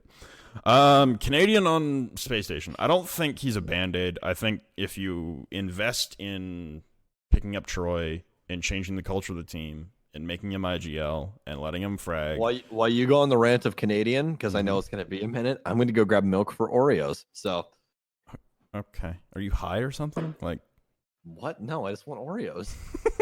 Can I not eat Oreos unless I'm stoned? This man's snacking out of his mind. Dude, fuck you, Flynn. If you put that much investment into changing the team to pick up Canadian, you're not dropping him later on. I don't think he's a Band-Aid. I think he's a long-term solution. For Space Station to be able to overcome their draws in Pro League, I think a lot of that has to do with pacing inside of the Pro League games for best of ones. And like we said a couple times now, Troy is a solution to their problematic pacing. So I don't expect to see them drawing as much. I think one of the things that could happen with this pacing change early on is you might actually see them start losing some games. And that's because to take no action, there's a better chance of a draw. But to take action and maybe have to do it desperately, there's a chance you lose the round, right? I think for Space Station, the future is very bright, especially with Troy IGLing. I think the whole team is incredibly talented. And like Sam and I said a couple times now, there's still our hill to die on. There's still the team that I think makes it out of NA for Japan. There's still the team that I think gives North America one of the best shots to be a real contender globally. Right now, I'd say SSG and TSM look like the two teams poised to really make some noise globally. And for them to be able to get there, it's not going to be an overnight fix. So, you know, game one, whatever their opponent is, I'll go look it up right now while I talk. You know, whatever their first game is, if they lose that game, give it some more time. Like, I don't want to see SSG fans jumping on the Troy's the problem bandwagon. SSG plays Rogue, played 8-8. Okay. It's a week from today. Yeah, I mean, Rogue is a game you should probably actually win, but I knew this fucking rant was going to be long, dude. God damn it. Oh, my God. SSG's first game is against Rogue. That's a game you should probably win. We have yet to see the rest of the schedule. But, I mean, if they're playing someone like EG or Dark Zero or Rec, I mean, give it some time.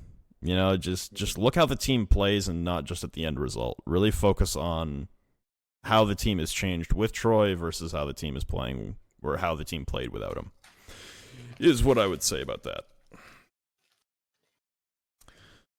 Superminum. Thoughts on Ramu leaving Norengo? I think it's really sad that players from Japan can't afford to go full-time, and most aren't paid a salary at all. It is very sad. and that'll change over time as we've seen it happen with teams like Fnatic and Cloud9 now, and mostly Nora. It sucks, but I think Norango was due for a change anyway. Losing Waka definitely hurt, and Ramu was good, and I don't know anything about this new person, but I don't know. It looked like Norango was due for a change. It looked like they were stagnating at a we can compete in groups, but that's about it. Obviously, the Raleigh performance is impacted by the fact that fucking Kazoku had to play. But I mean, even you look at their performance in Milan as well. They didn't look like the same team. So I think for they haven't Nora, looked the same since SI, dude. And it's as you said, it's all due to really Waka leaving. yeah, And you had arguably one of the most talented, mechanically skilled players in all of Rainbow Six Siege on your team, and he just didn't want to play anymore. So, well, I mean, you got to look at it as part of he's a streamer and a content creator, and he makes a fuck ton lot more money making content than he does playing Pro League, and that's just kind of the nature of APAC Pro League right now. So if you want it, you gotta want it. It's not something you can just do overnight. Like it's a fucking grind in APAC, and the rest of the regions have it figured out now, with orgs actually paying pretty decent monthly salaries to all their players, so that they can quit jobs and pursue it full time. But for APAC, that just hasn't been the case for every sub-region yet, and especially below the top teams in each sub-region. Number Oreos 2 are fucking hitting, dude. Shut the fuck up. Number 2, will APAC teams start to go to more minors with teams like Fathersback? The Fathersback is an interesting situation because they fund themselves to go. They're a bunch of content creators, so they have the cash to go. That's not obviously the case with a lot of other teams, so you're going to need org support for that, and even then, some of the orgs picking up teams in APAC aren't going to fund a trip halfway around the world for some of these minors. I think if we could ever get to a situation where we could have a minor in the APAC region, whether it be South Korea, Japan, Australia, something like that, that would be fucking incredible. But for right now, it looks like it's the people who can afford to go will, and the people who can't are stuck in their situation. Speculation for Ethan's announcement. ANZ Orgless. No clue. No clue either. Commander Pouch. That's a Posh. fucking name. How do you recommend underage players get into Comp Siege? Just play. Literally just play. Yeah. Go to the CCS Discord, find people who are looking for team or looking for a player, and DM them, and just build a fucking team and play some Go4s. You will learn so much about comp by playing one goddamn Go4 with some people who also are looking to get into comp. Wait, you're underage. Fuck, you can't play Go4. Find the underage leagues. What are the fucking underage leagues right now? ESA? ESA. I think there's other underage leagues going on. Fuck. Go LFT in the CCS Discord. Say what your age is. Wait for people to DM you, and then ask them what the fucking leagues are that you can compete in. That's my recommendation. I was gonna say. How do you think Rec will perform in the second half? Like I said, I would imagine it's like SSG and Rec to get out of to go to Japan. If EG or Dark Zero make it out, then I'll be pleasantly surprised. But I would say SSG and Rec are my 2 picks right now. Dying on hills out here. Yup. The Cam Train R6. I'm new, so sorry if my questions aren't what y'all usually answer, but number 1, how is the man himself feeling about being in CL with talent like Rise, Disrupt, and so many ragtag gunner squads? No way you're going to come here and just immediately start sucking Flynn's dick, Cam. What are you doing, dude? Come on. Would you let me finish the question? I'd rather talk about how dead your dad is, you piece of shit. Do you think NACL will be stronger than it has in the past? No. Especially considering both promotion teams from last season have at least proven they can win some best of 3s. So how do I feel about being in CL with them? They're dog shit. I'm going to crush everyone. That's what's going to happen. I don't give a fuck about Rise. I don't give a fuck about DG. I don't give a fuck about any team in CL. It's all about me. It's all about my team. I know we're the best. We're going to be the best. That's all that matters. Well, Mitch, I'm the best there is, plain and simple. I mean, I wake up in the morning and I piss excellence. Do you think NACL will be stronger? God, no. The qualification format for the season was dog shit. There were a lot of good teams out there that didn't make it because of the qualification format. Number 2, what do you think is holding TSM back in Pro League, and does the Jarvis and Gotcha pickup change enough to get them out of the bottom half of Pro League? Like I said, probably it's a different world though. Online BO1s versus LAN best of 3s, those are different universes. So I'm waiting until like the first couple games of the second split to really make a call on that. Will the Canadian pickup? Okay, right. Yeah. Was Chalo the right person to drop on SSG? Yeah, because he was IGL. Yep. And Chalo hasn't been doing well lately, unfortunately. I like Chalo, just hasn't really been performing in that role. And to be fair, it was never really his role. Chalo came into Pro League as a gunner. If anyone remembers when he came into Pro League on Flipside, he was a fucking gunner. There's a clip of him saying, I'm going to go do some Chalo things, and then he fucking kills everyone. Like, Chalo's a gunner. Being in a support role just was never his thing, and he was kind of forced onto that by SSG. So, even back on Most Wanted, he was a gunner. They had King Leo on Breach. So, just being in support, that's a throwback right there. But like, Chalo was never supposed to be a support player. KL, dude, you remember that game? Yeah. Oh my god. Oh, I'm old. Fuck. We are old. But yeah, I don't think that SSG made the wrong call with dropping Chalo, but I also don't think Chalo was ever in the right role in that team, man. No. I don't think he's a bad player. I just think he's a better fragger than he is a support player, and that's just the nature of the fucking role. Number 4, why can't Dark Zero beat EUCL teams? Because a lot of people can't beat EUCL teams right now. I'm a diehard Dark Zero fan, but it's bizarre that they seem to struggle on LAN in games like that. Why do you think half the former Dark Zero roster has seen so much success with TSM? Number 1, because they're going to a team with 3 very young people that all they had to do was basically explain to them how Pro League works, and they were always going to be incredible fraggers. I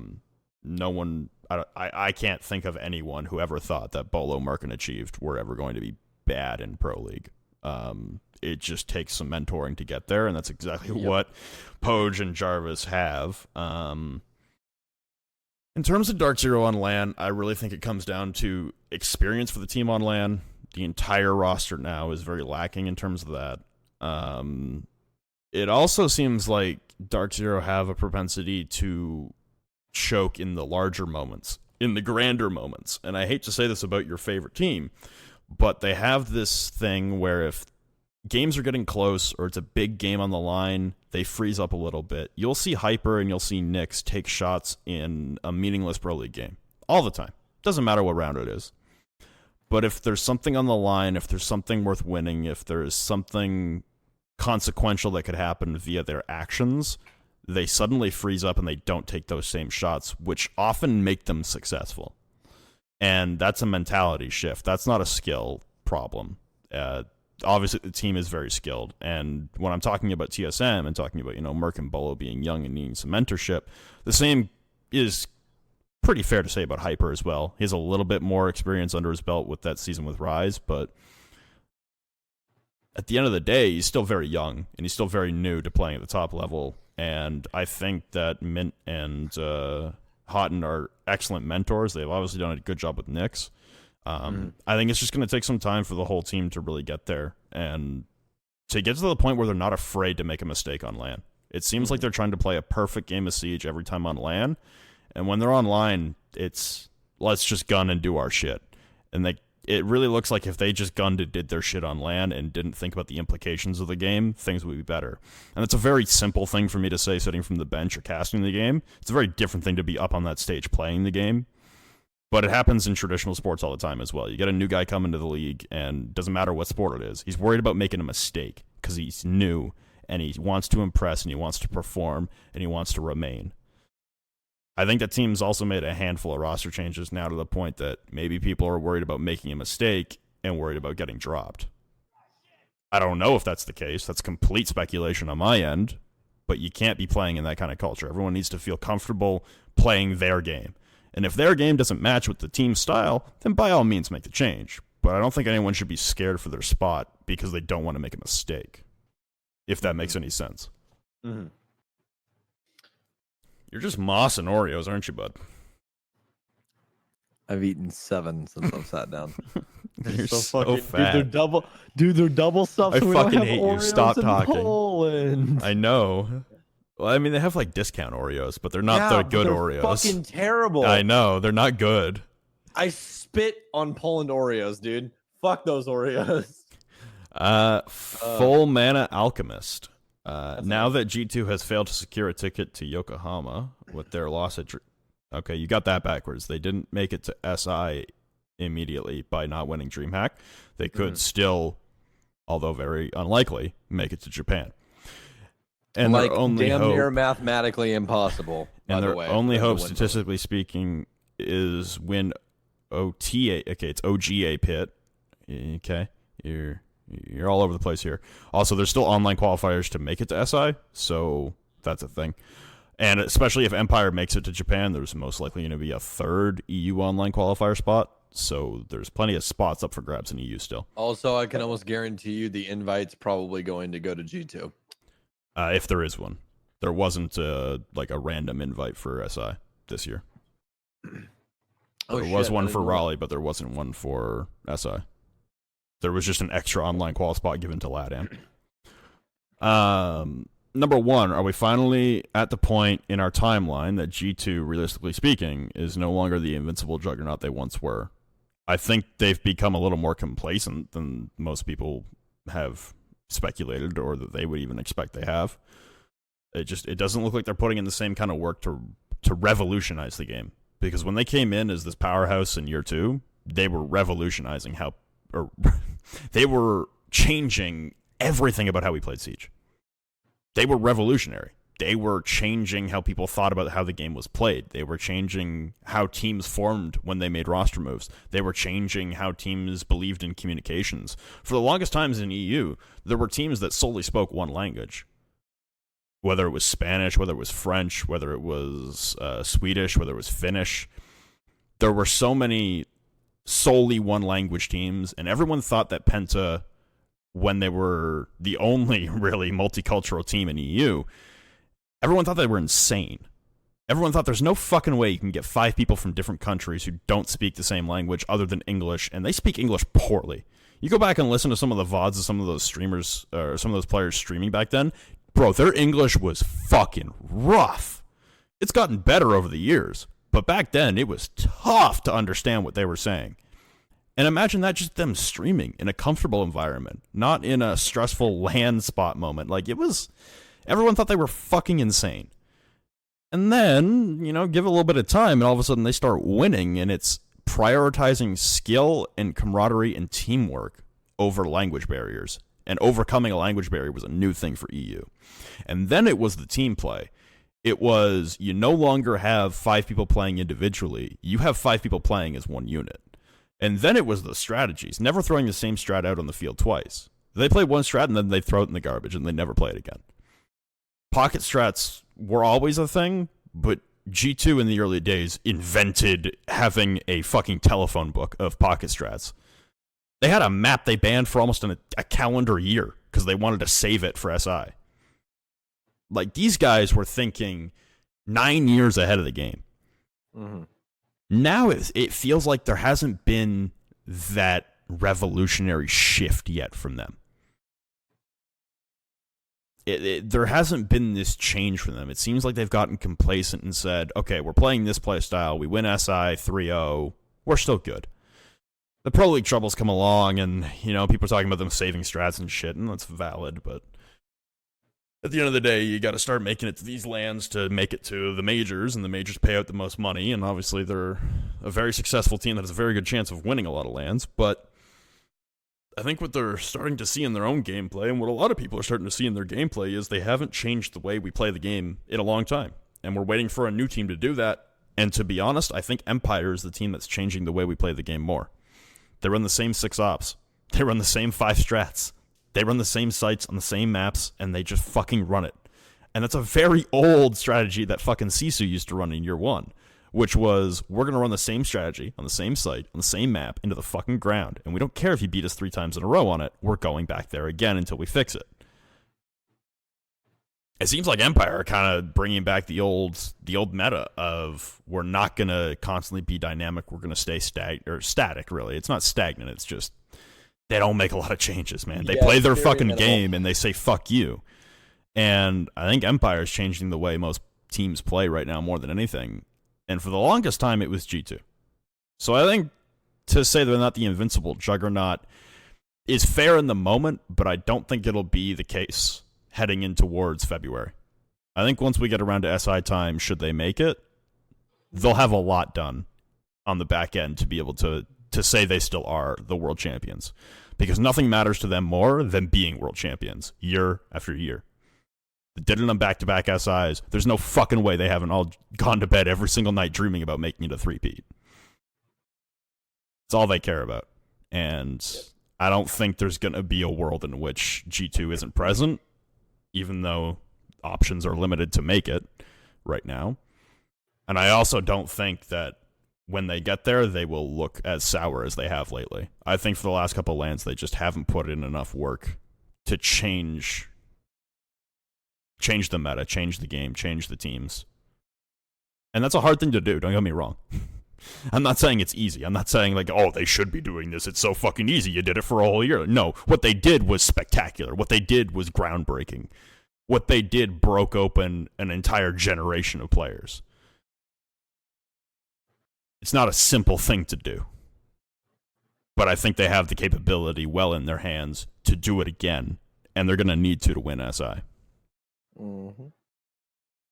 Very well said, friend. Very well said.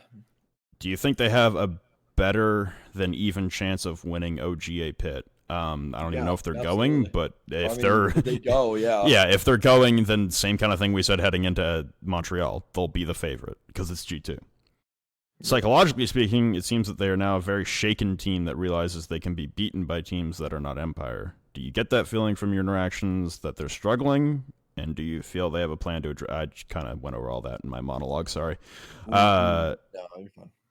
Number 4, if G2 fails to win OGA Pit and fails to finish top 2 in Pro League, do you think there'll be a change in the roster? Possibly. We haven't seen them shy away from making roster moves in the past when they thought it was best for the team. I just know for a fact they're very comfortable with Uno right now. So I don't think he would go. I would probably look elsewhere on the team for a roster move, and I don't know who else it would be. For the longest time, we thought Jonas' spot on G2 was a lock, and he was never going anywhere. And half a season of poor performance and a poor season and some poor communication, and he's gone. So I don't know who you'd pick off the roster and who you'd even want to pick up. Fabian's going to Sisu. I mean, at some point in time, right? Like Fabian is IGL, so do you look at a change in direction of IGLing? Clearly, that's what EG thought they needed to get back on top. Clearly, that's what SSG thought to get on top. I don't know, dude. I don't know. I honestly, I don't know if. I don't know. Honestly, I don't know if a roster move is in the cards. Like I said, they aren't scared to make one, but I don't think it'll be a jump decision. I think they'll put some extreme thought into it before they really look at tweaking with the roster, before tweaking with the amount of work they're doing, the amount of practice they're putting in, and the way that they play the game. Drub at 007. Number 1, Dark Zero's mediocrity at LAN, including poor performances by Nyx. That's not a question, but I assume you want me to talk to it. About it. You kind of just rounded everything up there about what happened at LAN. So. Yeah, I kind of said most of that already, so... No, I'm saying that he did as well. Like, that was the easiest sentence to be like, hey, they were very mediocre at LAN, and it included a lot of poor performances by Nyx. That was very, very well said. There you go. Rounded that bitch up. Number 2, I'm not saying, but everyone knows it. Number 3, congrats on CL Flynn, and congrats for Stokes for being a non-CL qualifying carried Plat 3 shitter. Get a better fucking name before you come at me, Drub, you stupid fuck. Anyways. Night Swipe, what's your favorite pilot program skin? I picked up Norango, Fnatic, and SSG, but I think I like Fnatic the best. Always a pleasure listening to the podcast. Thanks, and have a great week, guys. Favorite so far? Probably SSG or MIBR. The MIBR one? Yeah, I think it looks clean. Dude, mine's got to be fucking G2s, bro. Yeah? G2s looks good, don't get me wrong. Sick. G2 Norango, dude. Norango. I have the Norango charm on every single gun. It's the sickest looking charm in the game, 100%.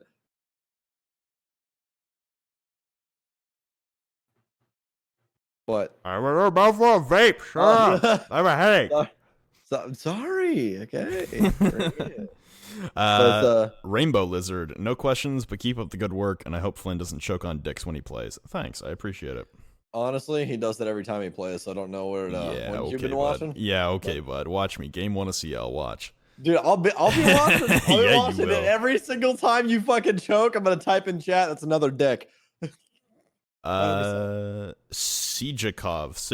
16. Who do you think will make finals in Pro League, and who will end up in the relegation spots, considering the shuffle that happened in NA? Kind of went over it already for all 3 major regions. Like I said, Empire and the Giants have probably got EU in the bag. NA is pretty up for grabs, but I said SSG Rec. Brazil right now, I'd say FaZe Liquid. I don't think there's anyone else that's really coming out of the woodwork there. Yeah. And then APAC, I don't know what's going on with Nora. Hopefully the roster move helps, but Fnatic won't miss. Fnatic looks fucking good. Yep.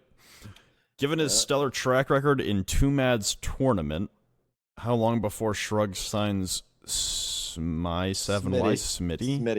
So that you can have a sweet YouTube. I don't even know who that is.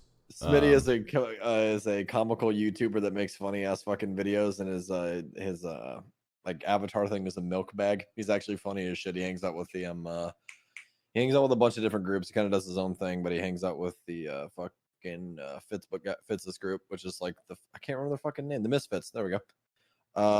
But anyways, he's a YouTuber. I apologize. I didn't watch the tournament either, so whatever. I apologize. I've never heard of him before, never seen his videos. Moving on. Fulmana Alchemist. You just watch Bar Down and jerk yourself. That's all you do. No. I watch SB Nation and jerk off. Asshat. Full Mana Alchemist has a second set of questions. G2 was the hands-down favorite to win DreamHack Montreal, but they lost to BDS in the Fight for Your Life match after beating them before, albeit looking shaky in that toss-up. Number 1, why do you think G2 failed in their second? Okay, you answered that. Number 2, did you get the impression that BDS boot camp? They did. They were here a week before DreamHack. The roster is very flexible, which is the second part of your second question. The roster is very flexible. I talked about it on the cast. Panics can play just about any fucking operator in the world, and has had to on multiple teams. Yep. Same with Renshiro. Renshiro can go anywhere. He had a stint on Breach. He was playing flex support for BDS in the games at DreamHack. I mean, he can go anywhere. Shaco's obviously going to frag, but I mean, that team is very flexible. Shaco just plays Habana and Jaeger. That's all he plays. Number 3, with Shaco returning to the helm of BDS, are we starting to see a change of meta to something that's decidedly more frag-heavy versus tactic-heavy?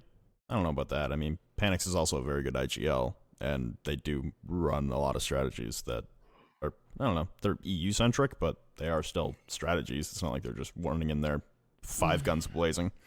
Yeah, no.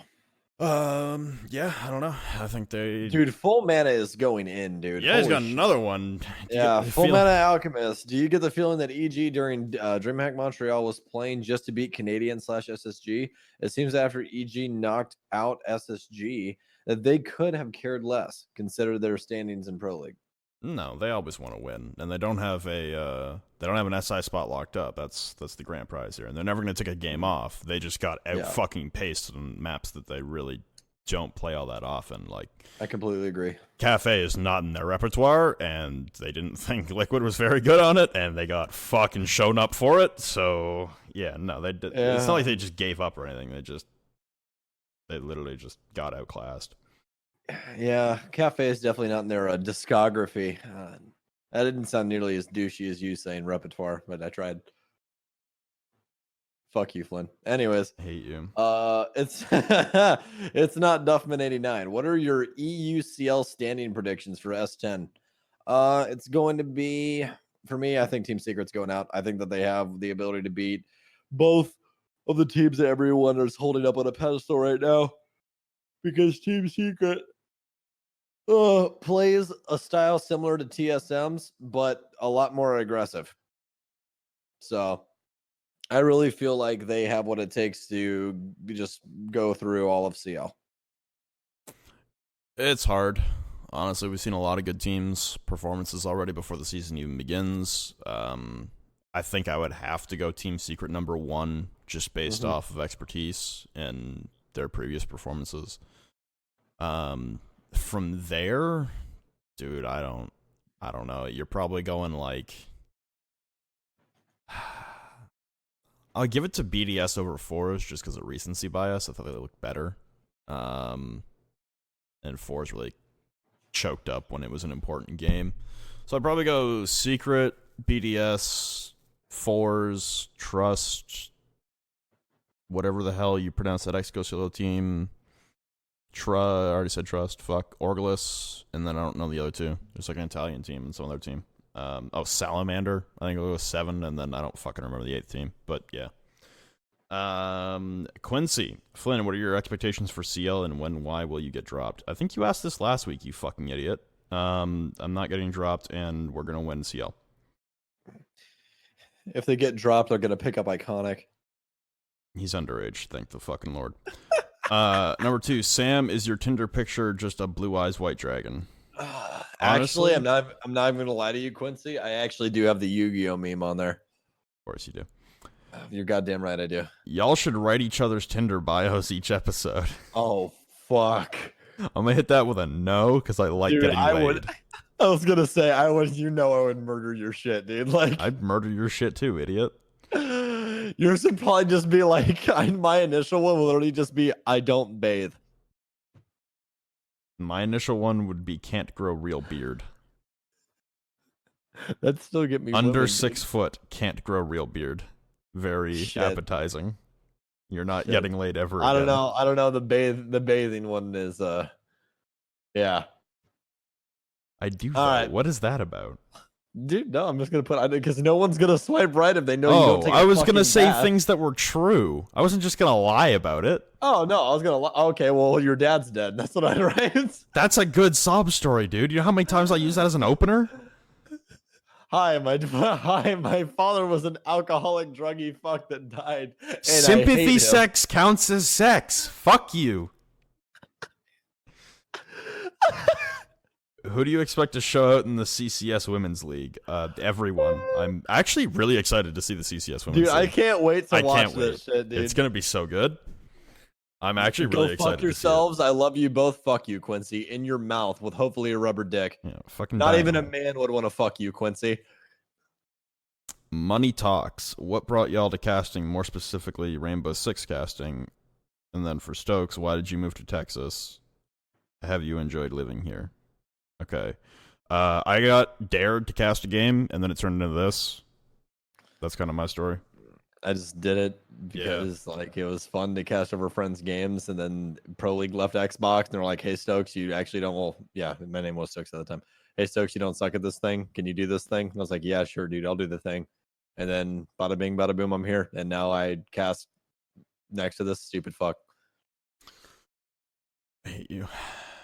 I love you too. Why did I move to Texas? My dad's job. My dad works in grain. Have you enjoyed living? Such an Iowa thing to say. Flynn. Yeah. No shit.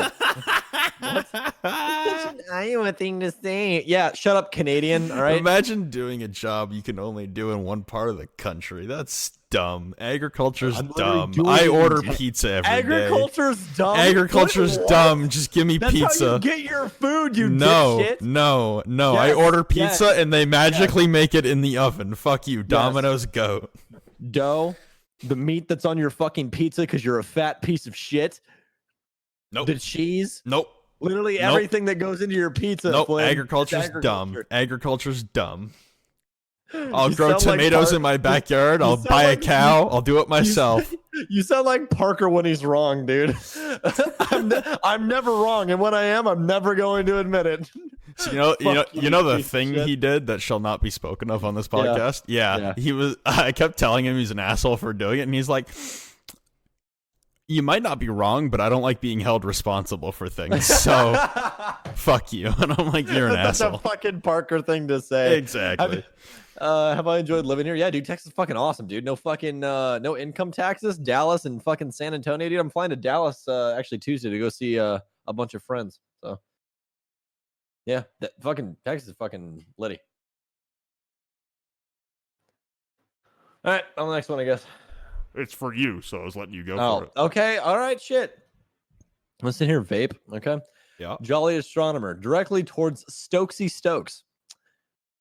General performance of BDS has been amazing. Do you say they have, okay, yes, do you say they have what it takes to win Challenger League and dominate EUPL as a major team and have a high chance at winning most events like Invitationals, Pro League lands, etc.? Jolly, personally speaking, I think that they're a team that showed out against a lot of teams that were beaten down and broken.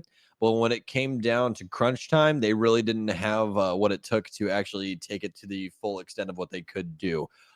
This is still a younger team that's recently came together that has finally been able to show off at a land and go, hey, this is what we are able to do.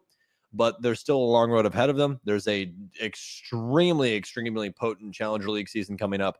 And I mean, let's be honest, EU Pro League is fucking stacked. I don't see BDS getting through, I would say, a good 80% of the Pro League teams that are in play right now inside of Europe. I mean, Vitality's insane. There's no way they're getting around Empire. I don't think G2 loses to them again. I don't see that in the cards for them as of right now. At a later date, it's a possibility. But as of right now, definitely not. Santos Games. I just made my high school's comp R6 team. How can I create some synergy between us? I didn't know that high schools were doing it. I knew that colleges were. Why are we so old, Flynn? We're old. We were born in the wrong era. It's just play ranked together a lot, dude. That's all. That's how you build synergy. Or just scrim a lot. Like, just scrim a lot, and like the more you play with each other, the more synergy you have. Like, that's You just got to get to know them. If you have friends that are really good at the game, then just literally scrim your fucking friends. Like my friend Noah just got on a fucking college team, and he's like, yeah, well, it's like collegiate, and a lot of these people suck, but like I want to be able to try and win like the whole thing. And I was like, okay. And he goes, do you think that we could just scrim you guys? And I was like, yeah, sure. Like I'll grab the fucking 5 stack of the buds. We'll fucking just strat out and slam your shit over and over again until you get good at the video game. Like, Sounds pretty easy. So if you have friends that are actually not dog shit at the game, then do it. Hey Stokes, why does your family like me more than it likes you? Their literal blood relative from the Chowderhead. It's because you're gay and I'm not. Fascinating. See Joe Mo. I'm here for the juicy drama. I love you, Chowder, by the way, on a side note. Thoughts on Deprecha and what you think about his status? Deprecha. That's not spelled right, but okay. And what do you think about his status as a Ubisoft star? I don't know who this person is. I don't know. He's a Twitch streamer. Okay. He's kind of a cuck, but it's fine. Okay. I guess Sam has his opinion, so go for it. I don't have an opinion because I don't know who this person is. He's okay. So take KG when he was really toxic, talking about suing people into poverty, and then apply it to talking about people's mothers over and over again that give you money per month. Okay, that's okay. Basically it. So I mean, like, I don't give a fuck. The dude can exist, not exist, doesn't fucking bother me in the slightest. Dude, people make their money. Preacher's making his money. If he wants to sit there and tell some fucking guy that joined his lobby that he fucked his mom and that his mom's a whore and he needs to come get his mom off his dick, he can do that. I don't give a shit. I don't run Twitch. I don't run fucking TOS. If they're not going to touch him, then they're not going to touch him. We all know how bad fucking Twitch's board of getting people banned is. So, Caliber. What does Siege Esports need first? A. Additional tournament organizers to give teams more recognizable names to play LAN events with. Face it, iBuyPower, E-League, MLG, etc. Or B, a multitude of bug fixes or a total rebuild on a new engine so that in-game issues don't interfere with the game's esports schedule or the pros' ability to perform well. Well, the first can't happen until next year, so that's a thing. And then second, bug fixes will be bug fixes, but they're not doing a new engine. Like, they have already said they're committing to the game publicly for 10 years. So, what do they need? They can't get number 2, and they can't get number 1 for a while, so neither. Yeah. Real Red Sea, do you think ESL or whoever it is that does Pro League broadcasts, it is ESL, would ever do a weekly breakdown of Playday matches, similar to what Milos and Emzo did at Raleigh? Doubtful. That requires spending money for people to come in and do that on the weekend, and they won't. And that thing that Milos and Emzo did is definitely just the thing for majors. They'll really only crack that open. Like, USN has the post-week show or whatever, the recap show. Canadian Nationals has a recap show. But it never really gets all that in depth, and they never really get watched. So hopefully there is some third party that will do that is good at it at some point in time for free. Because, chances of a full EU roster competing in NA and making it in Pro League. I mean, if they're a good team, they'll make it. If they're a bad team, they won't, but it would take a year to do it. So probably not anytime soon. I mean, the most realistic scenario of a full EU team would be now the Sonics dropping 2 more NA players, picking up EU players, and then waiting another 6 months or 3 months to do another roster change. And then they'd have, because they have to abide by 3/5 every season or every roster window. So you can't just do a full drop. And if a full EU team came over, they'd have to do it right before CL quals, make it in through CL quals, wait 2 months for CL to start, win CL, and then make it into Pro League. So it wouldn't take a year, but it'd take like half a year. And the last question from Shamrocks8: why is KFC better in Poland? Just because it's better. Dude, that shit's made with love. I don't even know. Like, it's so good. It's so fucking good. Like, they just have a better menu. Honestly, I think that's really what it is. Yeah, the food is just better. It's just made better. I don't know that it's less greasy. It's just different greasy, I guess. Yeah, I think they just use more natural stuff, honestly. That's more a weird natural thing to say stuff, about and they Poland, just have but yeah. better ingredients. Yeah, I know. Yeah. Poland's an interesting place, but their KFC is definitely to die for. Pizza Hut as well is to die for. Outside of that, the food in Poland sucks ass. So... And Flynn hates sushi, so therefore it all sucks. Yeah, I eat ramen at sushi places, but I don't like seafood in general. So, yeah, I don't know. I don't like gross, uncooked, squishy things in my mouth. yeah, I definitely did that on purpose, just to make you laugh, little fuck ass. All right, guys. Penis. There you go. What a note to end the podcast on. That's going to wrap it up for us, guys. In terms of the next episode, you're probably not going to hear one for at least a week, because Pro League doesn't start up for a week, and there will be literally nothing that happens for the next week. Yeah, it'll literally be Flynn sitting in here with me and just fucking bullshitting back and forth for an hour. Once we broke that margin, we'd be like, sponsored by the Koyo store. Bye. Like, also, shout out to Chowder. Chowder, fucking great meeting you at SI. Be gay, do crimes, as the man says. So, I don't. What's up? What? Just say it. We can always cut. What's good? I was just gonna say, I don't think that's how that works. I can't tell Danny to be like, "Hey, go rob a bank," but you're gay, so you get away with it. But you can try. That's what. You know what? I'm gonna text that to Danny right now. Danny, some guy on the internet said, "Be gay, do crimes. Go rob a bank and tell me how it goes. Send." All right, there we go. That's where we're wrap the podcast on. What a fucking weird topic to round it out with. But yes, thank you very much for listening. You won't hear from us for a little over a week, but as soon as Pro League gets back underway, we will we'll be in full swing, and I'll get to do my own breakdowns of my own Challenger League games on the podcast. Won't that be fun? I can't wait for you to yell at all your teammates in a public area. It's gonna be great. I'm gonna call Cloud a bot every 6 seconds. He didn't stand on my foreskin, and that's why PG's in CL. Thank you very much for watching, ladies and gentlemen, or listening, and we'll see you next week.